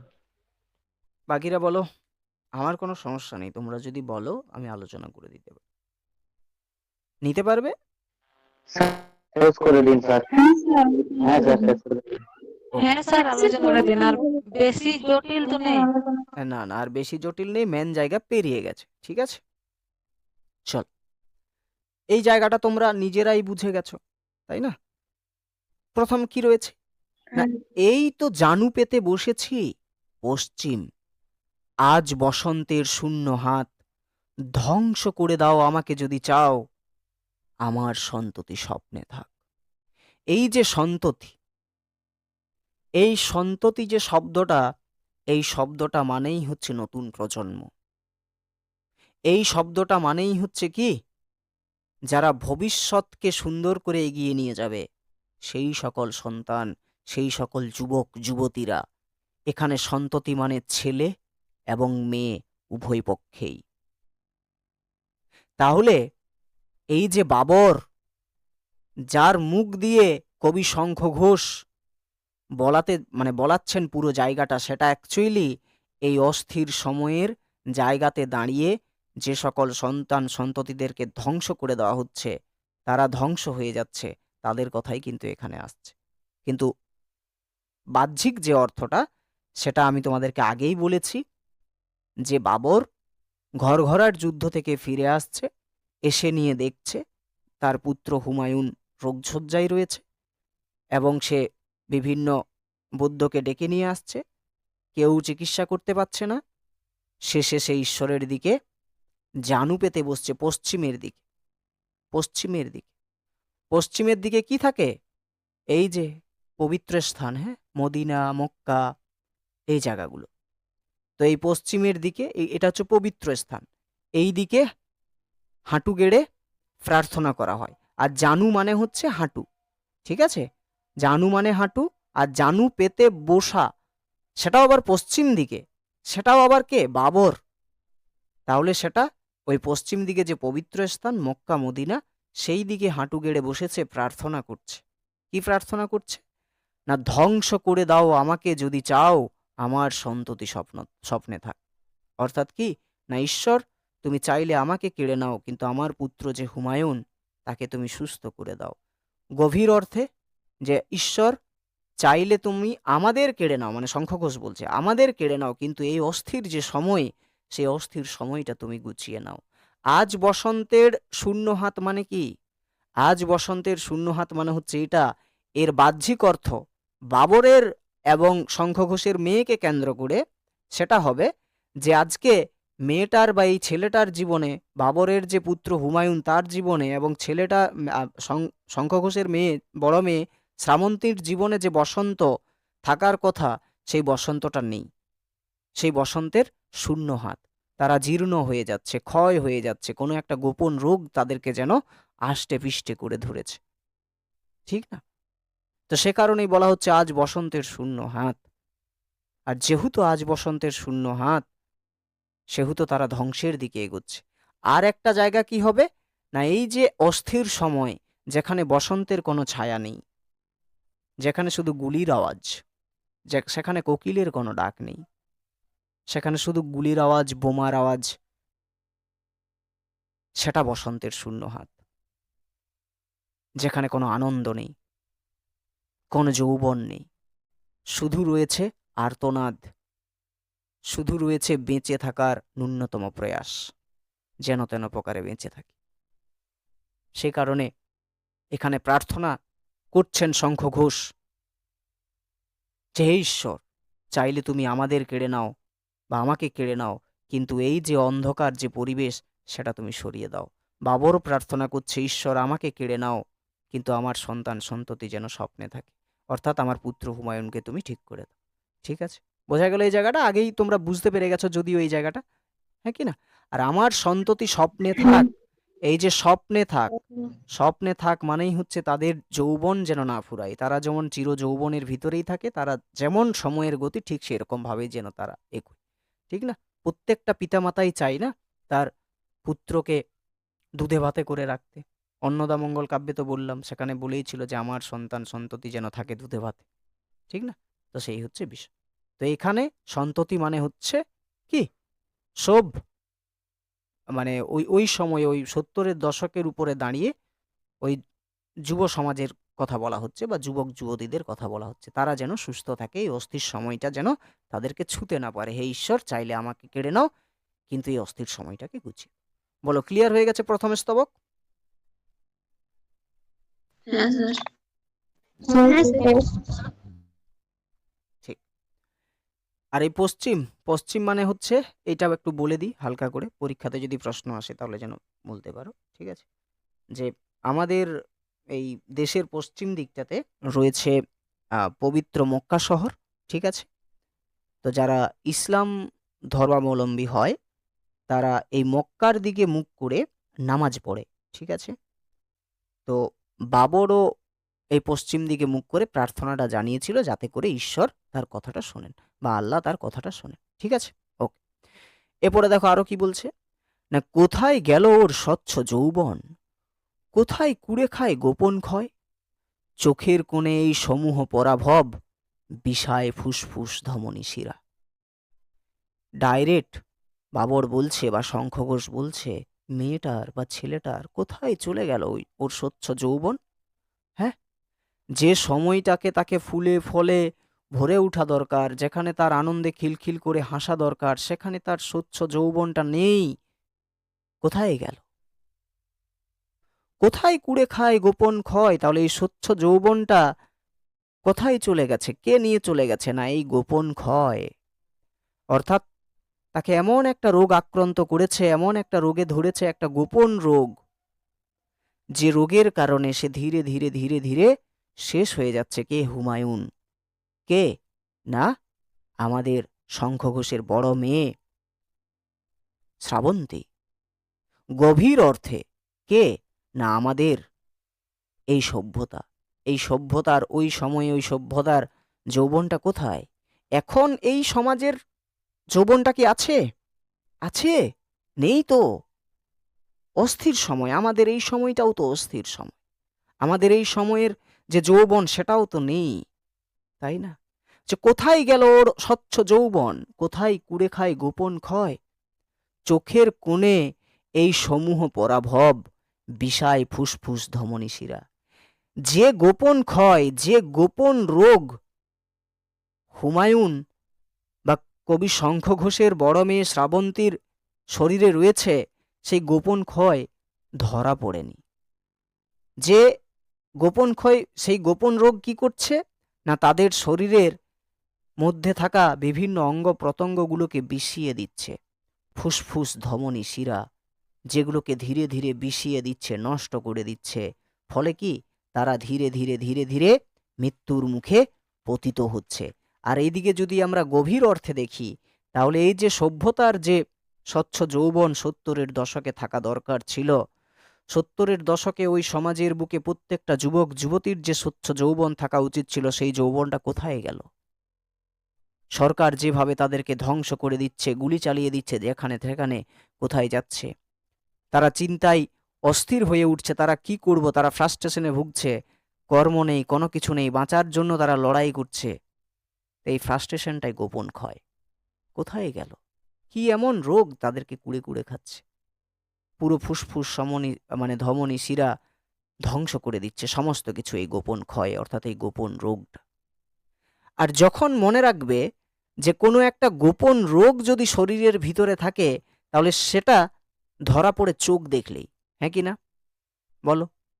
চোখের কোণে ডাক্তার দেখবে আগে চোখ দেখে, বলো হ্যাঁ কি না? দেখে তো, চোখ জানো তো, চোখ কোনো একটা রোগ। তাহলে চোখের কোণে এই সমূহ পরাভব, সমূহ মানে হচ্ছে চরম, আর পরাভব মানে হচ্ছে পরাজিত। তাহলে বাবরও দেখছে, শঙ্খঘোষও দেখছে, তার সন্তান এবং সন্ততিদের চোখের ভিতরে এমন একটা পরাজিতর ছাপ দেখছে, যে পরাজিতটা বা যে পরাজয়টা ওই গোপন ক্ষয়টার দ্বারা আসছে।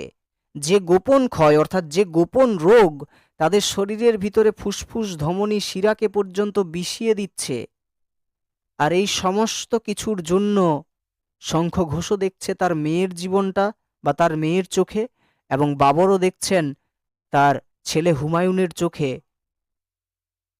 যে তারা যেন ধীরে ধীরে পরাজয় হয়ে যাচ্ছে।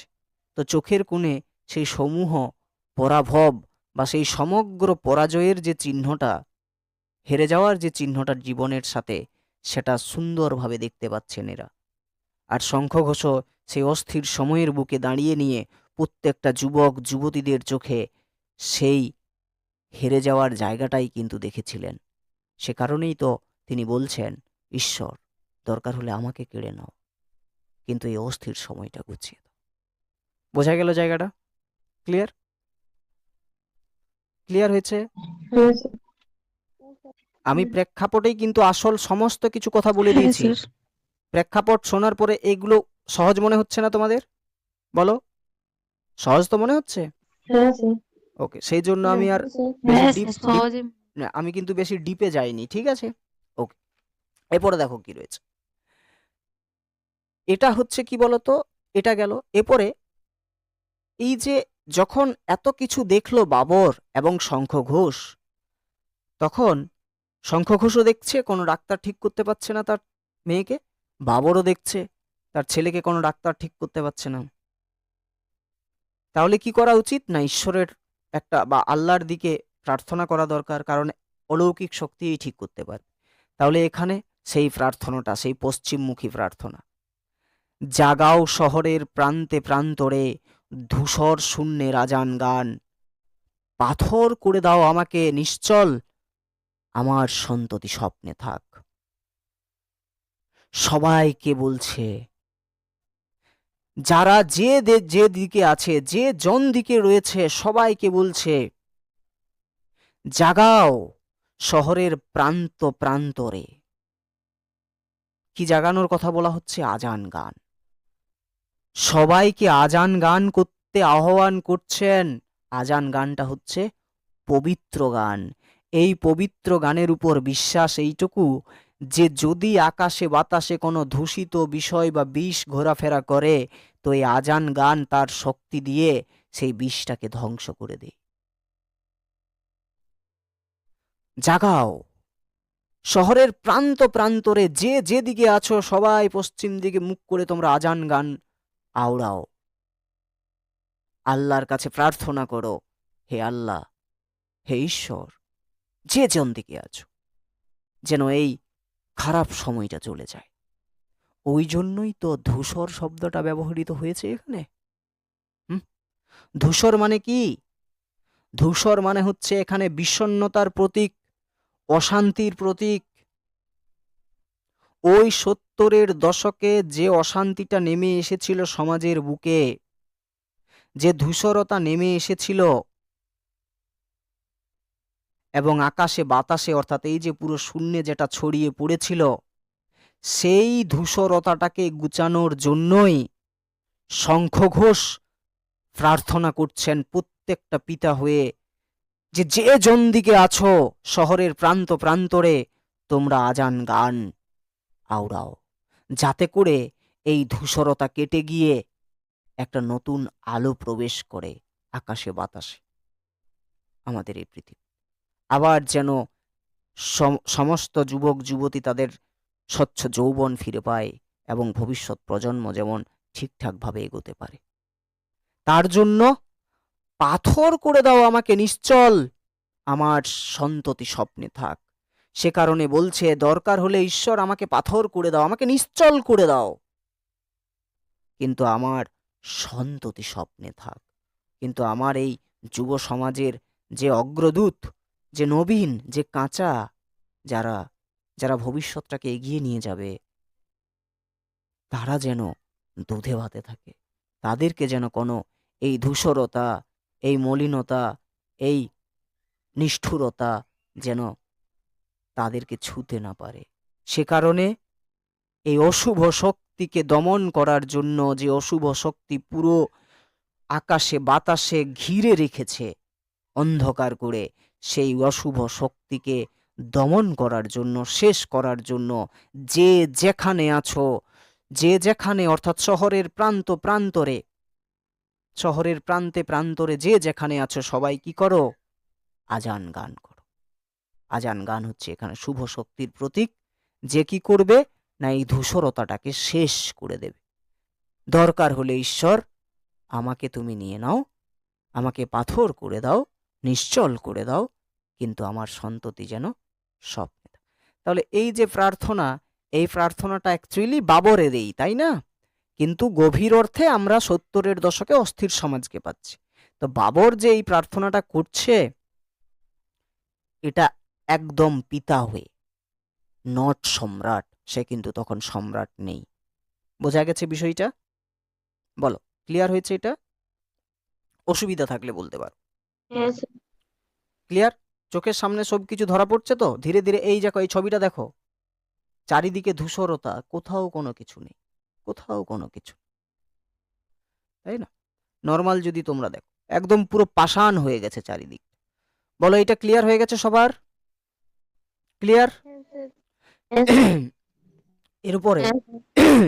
এরপরে এখানে বাবর এসে অনুশোচনা করছে। কি অনুশোচনা করছে? নাকি এ শরীরের পাপের বীজাণুতে কোনোই ত্রাণ নেই ভবিষ্যের? আমার ওই বর্বর জয়ের উল্লাসে মৃত্যুকে ডেকে আনি নিজের ঘরে।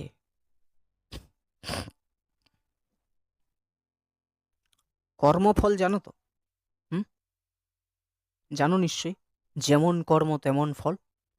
এইরকম একটা প্রবাদ আছে না, অনেক বাবা মাই বলে যে আমার পাপের ভাগটাই কি আমার সন্তানের ঘাড়ে পড়লো? হে ঈশ্বর, তার কি দোষ ছিল? আমার সন্তানকে তুমি সুস্থ করে দাও, আমার পাপের ভাগীদার আমি, তুমি আমাকে যা ইচ্ছা করো, আমার সন্তানকে কেন করছো? অনেক ক্ষেত্রে এরকম ঘটনা ঘটে কিনা বলো? ঘটে তো, হ্যাঁ কি না? ঘটে, হ্যাঁ, শুনেছো? হ্যাঁ, তো সেই বিষয়টাই এখানে অনুশোচনা করছে, বলছে নাকি এ শরীরের পাপের বীজাণুতে, ভালো করে দেখো, পাপ, পাপের বীজাণুতে কোনোই ত্রাণ নেই ভবিষ্যের। এখানে ভবিষ্যের মানে হচ্ছে হুমায়ুন, ভবিষ্যের মানেই হচ্ছে ওই 70-এর দশকের যে যুব সমাজ বা যারা নবীন, যাদেরকে ধ্বংস করে দেওয়া হচ্ছিল যেখানে সেখানে গুলি করে। এখানে বাবর বলছে, হে ঈশ্বর, আমি যে পাপটা করেছি জীবনে, সেই পাপের ফলেই কি আমার পুত্রটা পাচ্ছে? হুম আমি, বাবর এখানে অনুশোচনা করছে, বলছে আমিও তো কত কত মায়ের কল শূন্য করে দিয়েছি, রাজ্য জয় করার জন্য নিষ্ঠুরভাবে হত্যা করেছি, কত রক্তারক্তি, চারিদিকে রক্তের বন্যা বয়ে দিয়েছি। তাহলে এই পাপের বীজাণুতেই কি আমার পুত্রের শরীরের ভিতরে ঢুকে গেছে? বীজ, বীজ মানে হচ্ছে কি? সন্তান। যেখান থেকেই তো, বীজ থেকেই তো সন্তান উৎপন্ন হয় রে নুনুরা, হ্যাঁ কি না?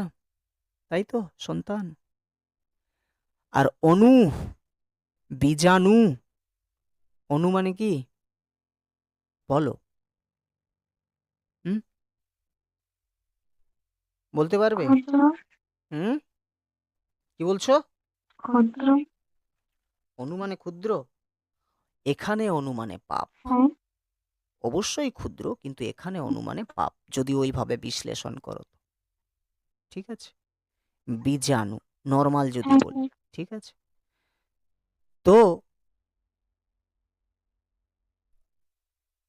এই রকম একটা কথা আছে না যে ওই আম খায়ে, কাঁচা আম, ওই টক আম খায়ে গাছের দিকটাতে ছুড়িস না রে, ওই গাছের আমটা টক হয়। কথা আছে, শুনেছো এরকম? বলে না? আছে। তুমি যদি একটা বিষ বৃক্ষ লাগাও, তাহলে সেই বিষ বৃক্ষ যে ফলটা দেয়, সেই ফলেও কিন্তু বিষ থাকে। তো ঠিক সেরকম ভাবেই এখানে অনুশোচনা করছে, বলছে ঈশ্বর, বলছে সে ভাবছে যে, বলছে আমার পাপের ফলেই কি আমার সন্তান ভোগ করছে। তারপরে সে বলছে, কোনোই কি ত্রাণ নেই ভবিষ্যের? ত্রাণ মানে কি মুক্তি। বলছে কোনো রকমেই কি মুক্তি নেই আমার এই পুত্রের? হুম, আমার ওই বর্বর জয়ের উল্লাসে মৃত্যুকে ডেকে আনি নিজের ঘরে। বর্বর মানে কি? বর্বর মানে নিষ্ঠুর, পিশাচকতা, যারা পিচাসের মতো যাদের চিন্তা ভাবনা, ধ্বংস করে গুড়িয়ে দেব সবাইকে, তাও আমার ওই সাম্রাজ্যটা চাই। রক্তারক্তি ছড়িয়ে দেব চারিদিকে, তাও আমার ওই সাম্রাজ্যটা চাই। বর্বর নির্লজ্জ যারা হয়, তারাই এরকম করে।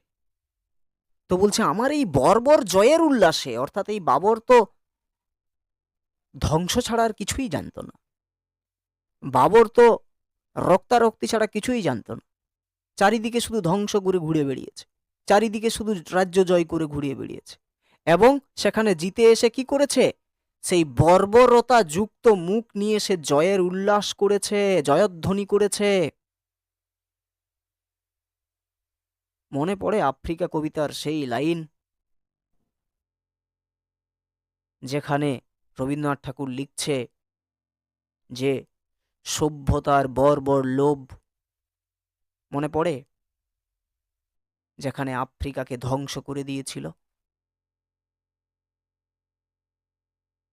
তো এখানেও সেই জায়গা, বলছে আমার এই জয়ের উল্লাসে, আমার এই আনন্দে, আমার এই যে বর্বরতা, আমিও যে কত কত মানুষের কল শূন্য করে দিয়েছি, ধ্বংস করে দিয়েছি, কত কত রক্তের বন্যা বইয়ে দিয়েছি, এবং জিতে আসার পর আমি যে এই যে ভয়ঙ্কর উল্লাস করেছি, আনন্দ করেছি, সেটার ফলেই কি আমি আমার ঘরেই মৃত্যু ডেকে নিয়ে আসছি? কার?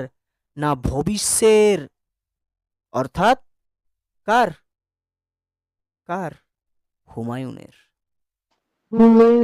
আর যদি গভীর অর্থে চলে যাও, তাহলে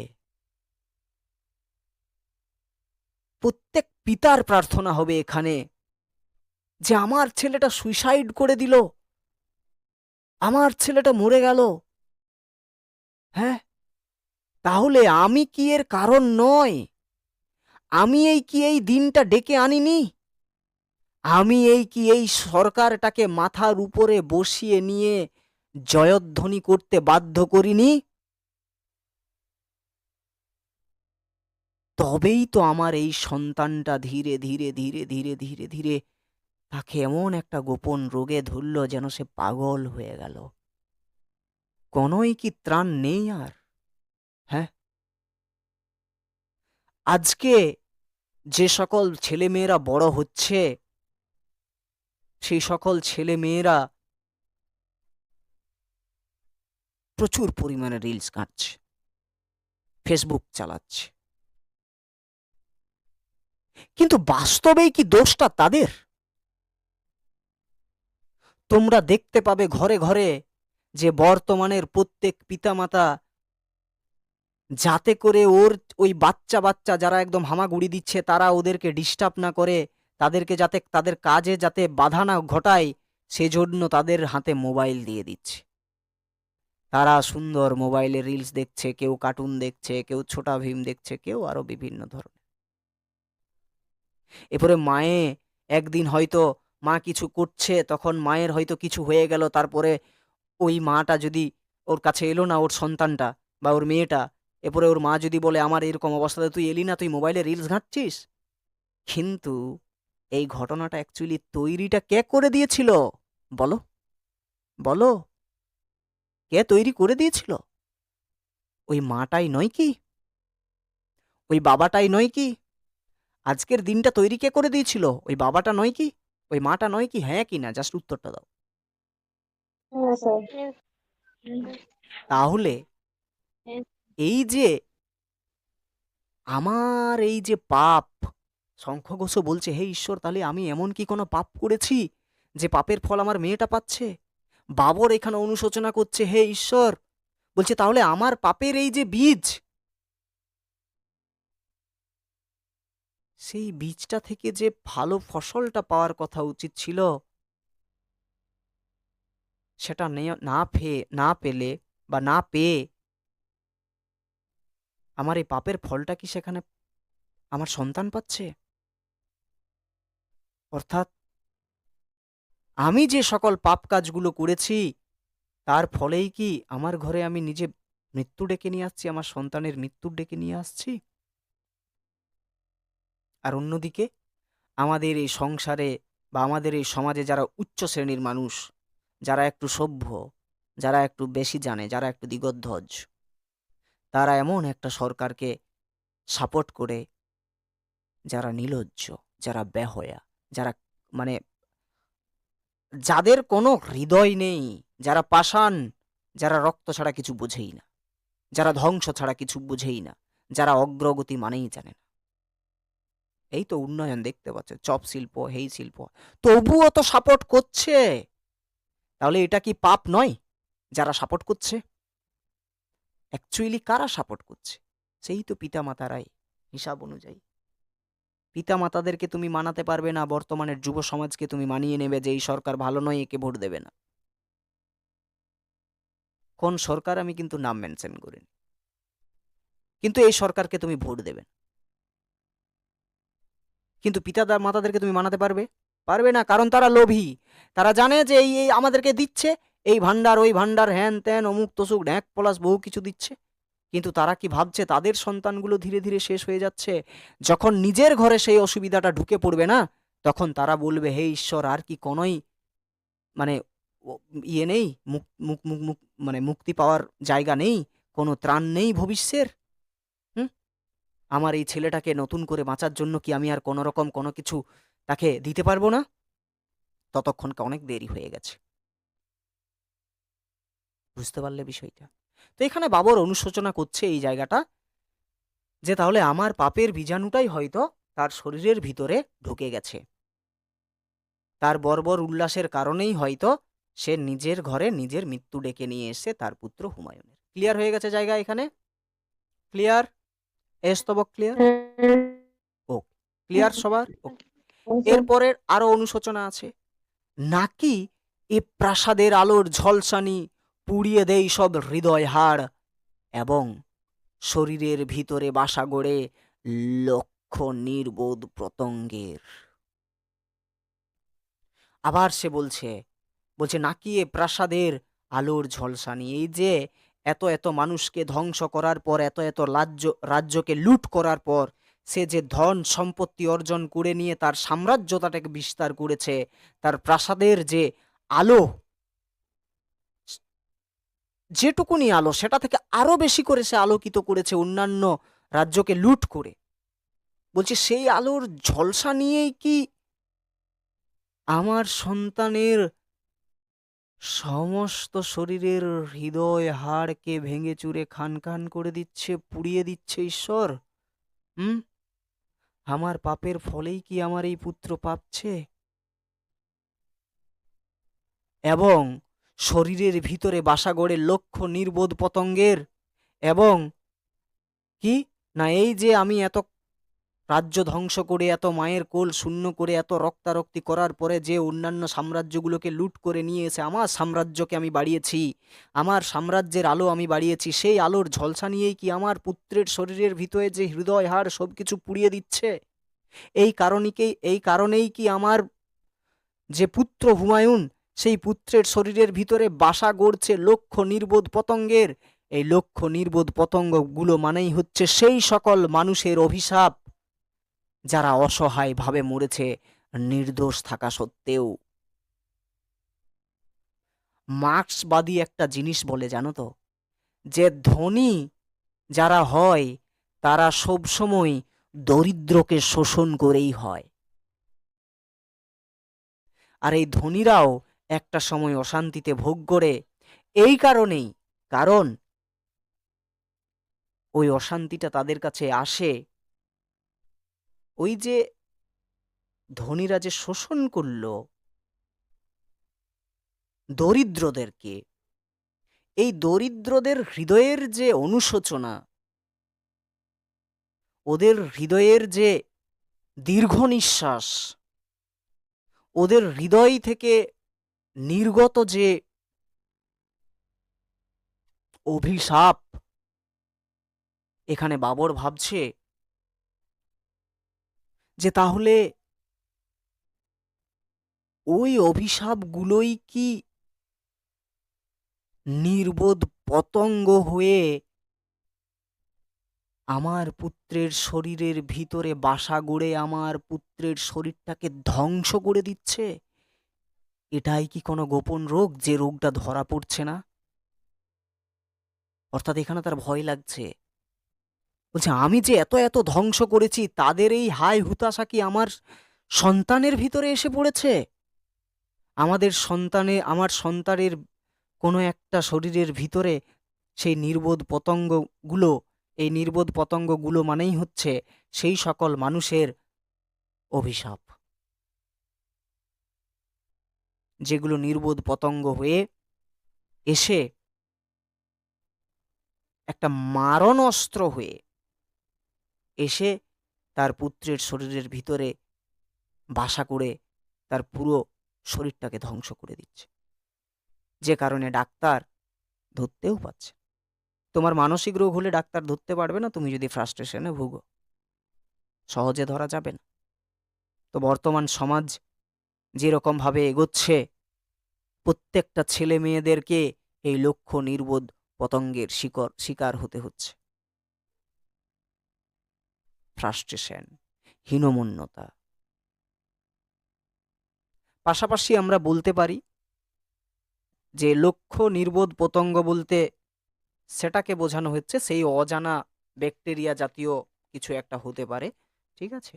বা আমরা এরকম বলতে পারি যে শরীরের মধ্যে যে সকল রোগ উৎপন্ন হয়, হ্যাঁ, বিভিন্ন ধরনের ক্ষতিকারক ভাইরাস ব্যাকটেরিয়া দ্বারা,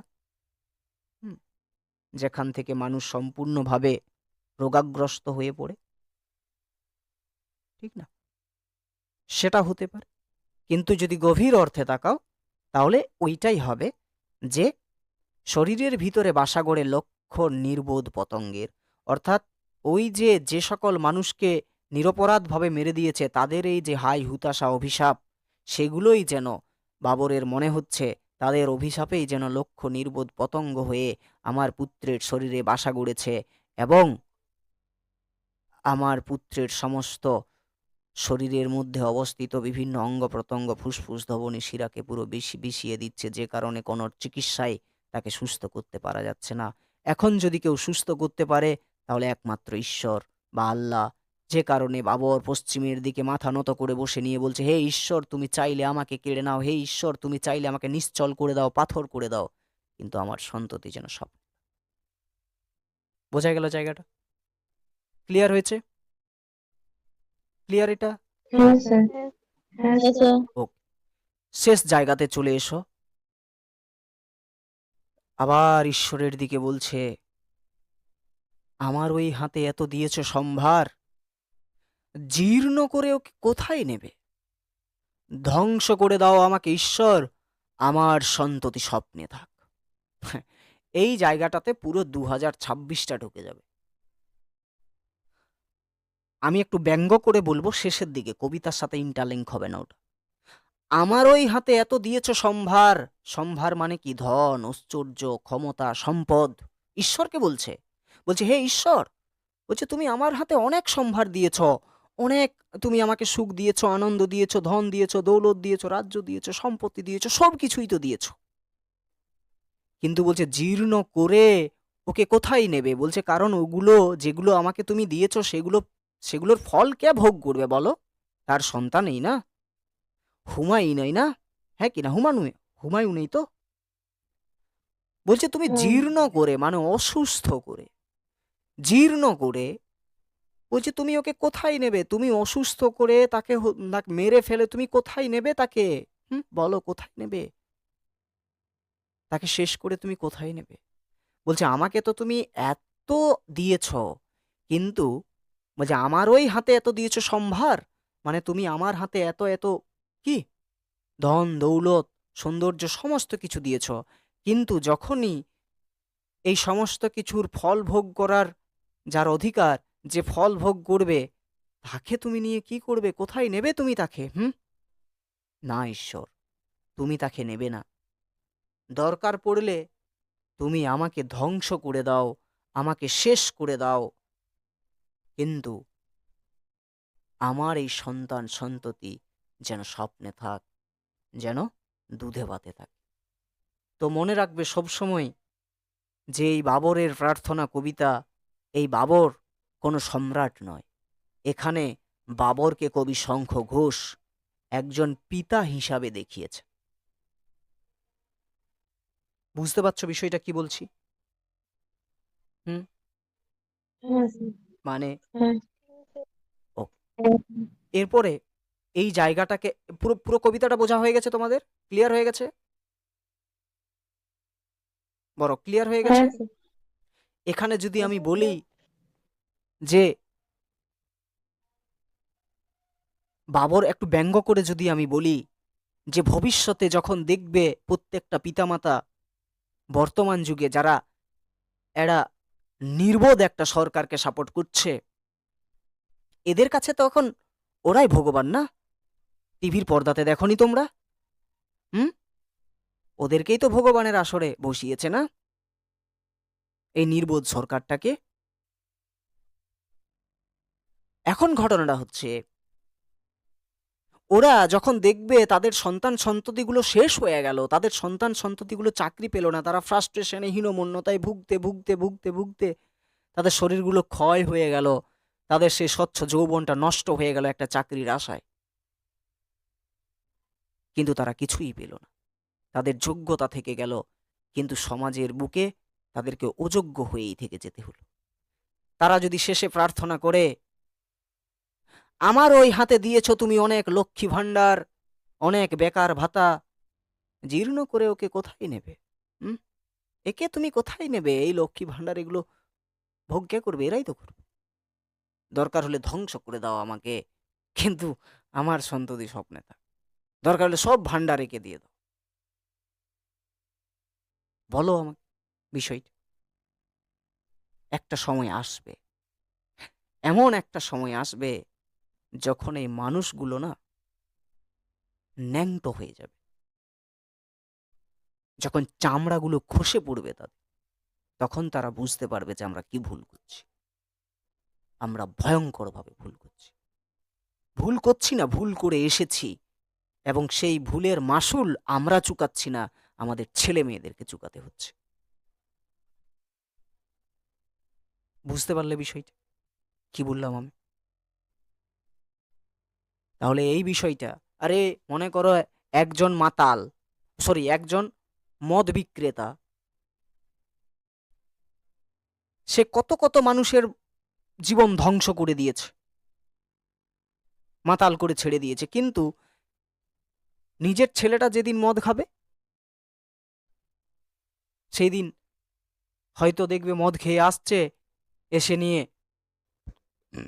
দরজা ঠক ঠক করছে, এবং তার বাবা এসে দরজাটা খুলছে, আর তার বাবাকে যদি বলে দেয় হারামজাদা ছাড় হাট, আমার শোনা, আজ আমার ভালো লাগে না, এরকম যদি করে, ও কেমন লাগবে ওর বাবার? বলো তো। সেজন্য বলে যে নিজের ঘরে যতক্ষণ না পর্যন্ত ঘটনাটা ঘটে ততক্ষণ না পর্যন্ত কে কেউ বুঝতে পারে। আমাদের অ্যাকচুয়ালি জানতে হবে এই যে আমার সন্তান এটাকে ছেড়ে আমাদেরকে হতে হবে স্বামী বিবেকানন্দের মতো, আমাদেরকে হতে হবে নেতাজির মতো। বুঝতে পারছো? যারা আমাদেরকে হতে হবে মাদার ট্রেজার মতো। এই পুরো সমাজের সন্তান সন্ততি হচ্ছে ওরা। ওরাই দেখেছিল এই সমাজের প্রত্যেক মানে ছেলে মেয়েদের ভবিষ্যৎ, যেটার জন্যই আজকে আমরা এই জায়গাতে পৌঁছে এসেছি। এই আমার আমার আমার আমার যদি হতো না, তাহলে দেশ ডুবে যেত। এই রকম স্বার্থপরতা ত্যাগ করতে হবে। বোঝা গেল জায়গাটা? তো কবি শঙ্খ ঘোষ সেই জায়গাটাই বলছেন, প্রার্থনা করছেন যে তোমরা সকলেই কি করো, আজান গান, তাই না, করো, যাতে করে এই অশুভ শক্তি শেষ হয়ে যায়। বোঝা গেল জায়গাটা? ক্লিয়ার? ক্লিয়ার বাবুরা? হ্যাঁ স্যার। বলো, হ্যাঁ কোনো স্যার। ডাউট আছে কোনো কবিতাতে? এনি ডাউট কোনো জায়গাতে? অনেকক্ষণ ক্লাস করলে বিরক্ত লাগেনি তো? হুম, বিরক্ত লাগবে একটু। না স্যার। তো যাই হোক, বিরক্ত হলে করার কিছু নেই, কবিতা শেষ করতে হবে। নেক্সট ক্লাসে আমাদের হবে মহুয়ার দেশ, ঠিক আছে?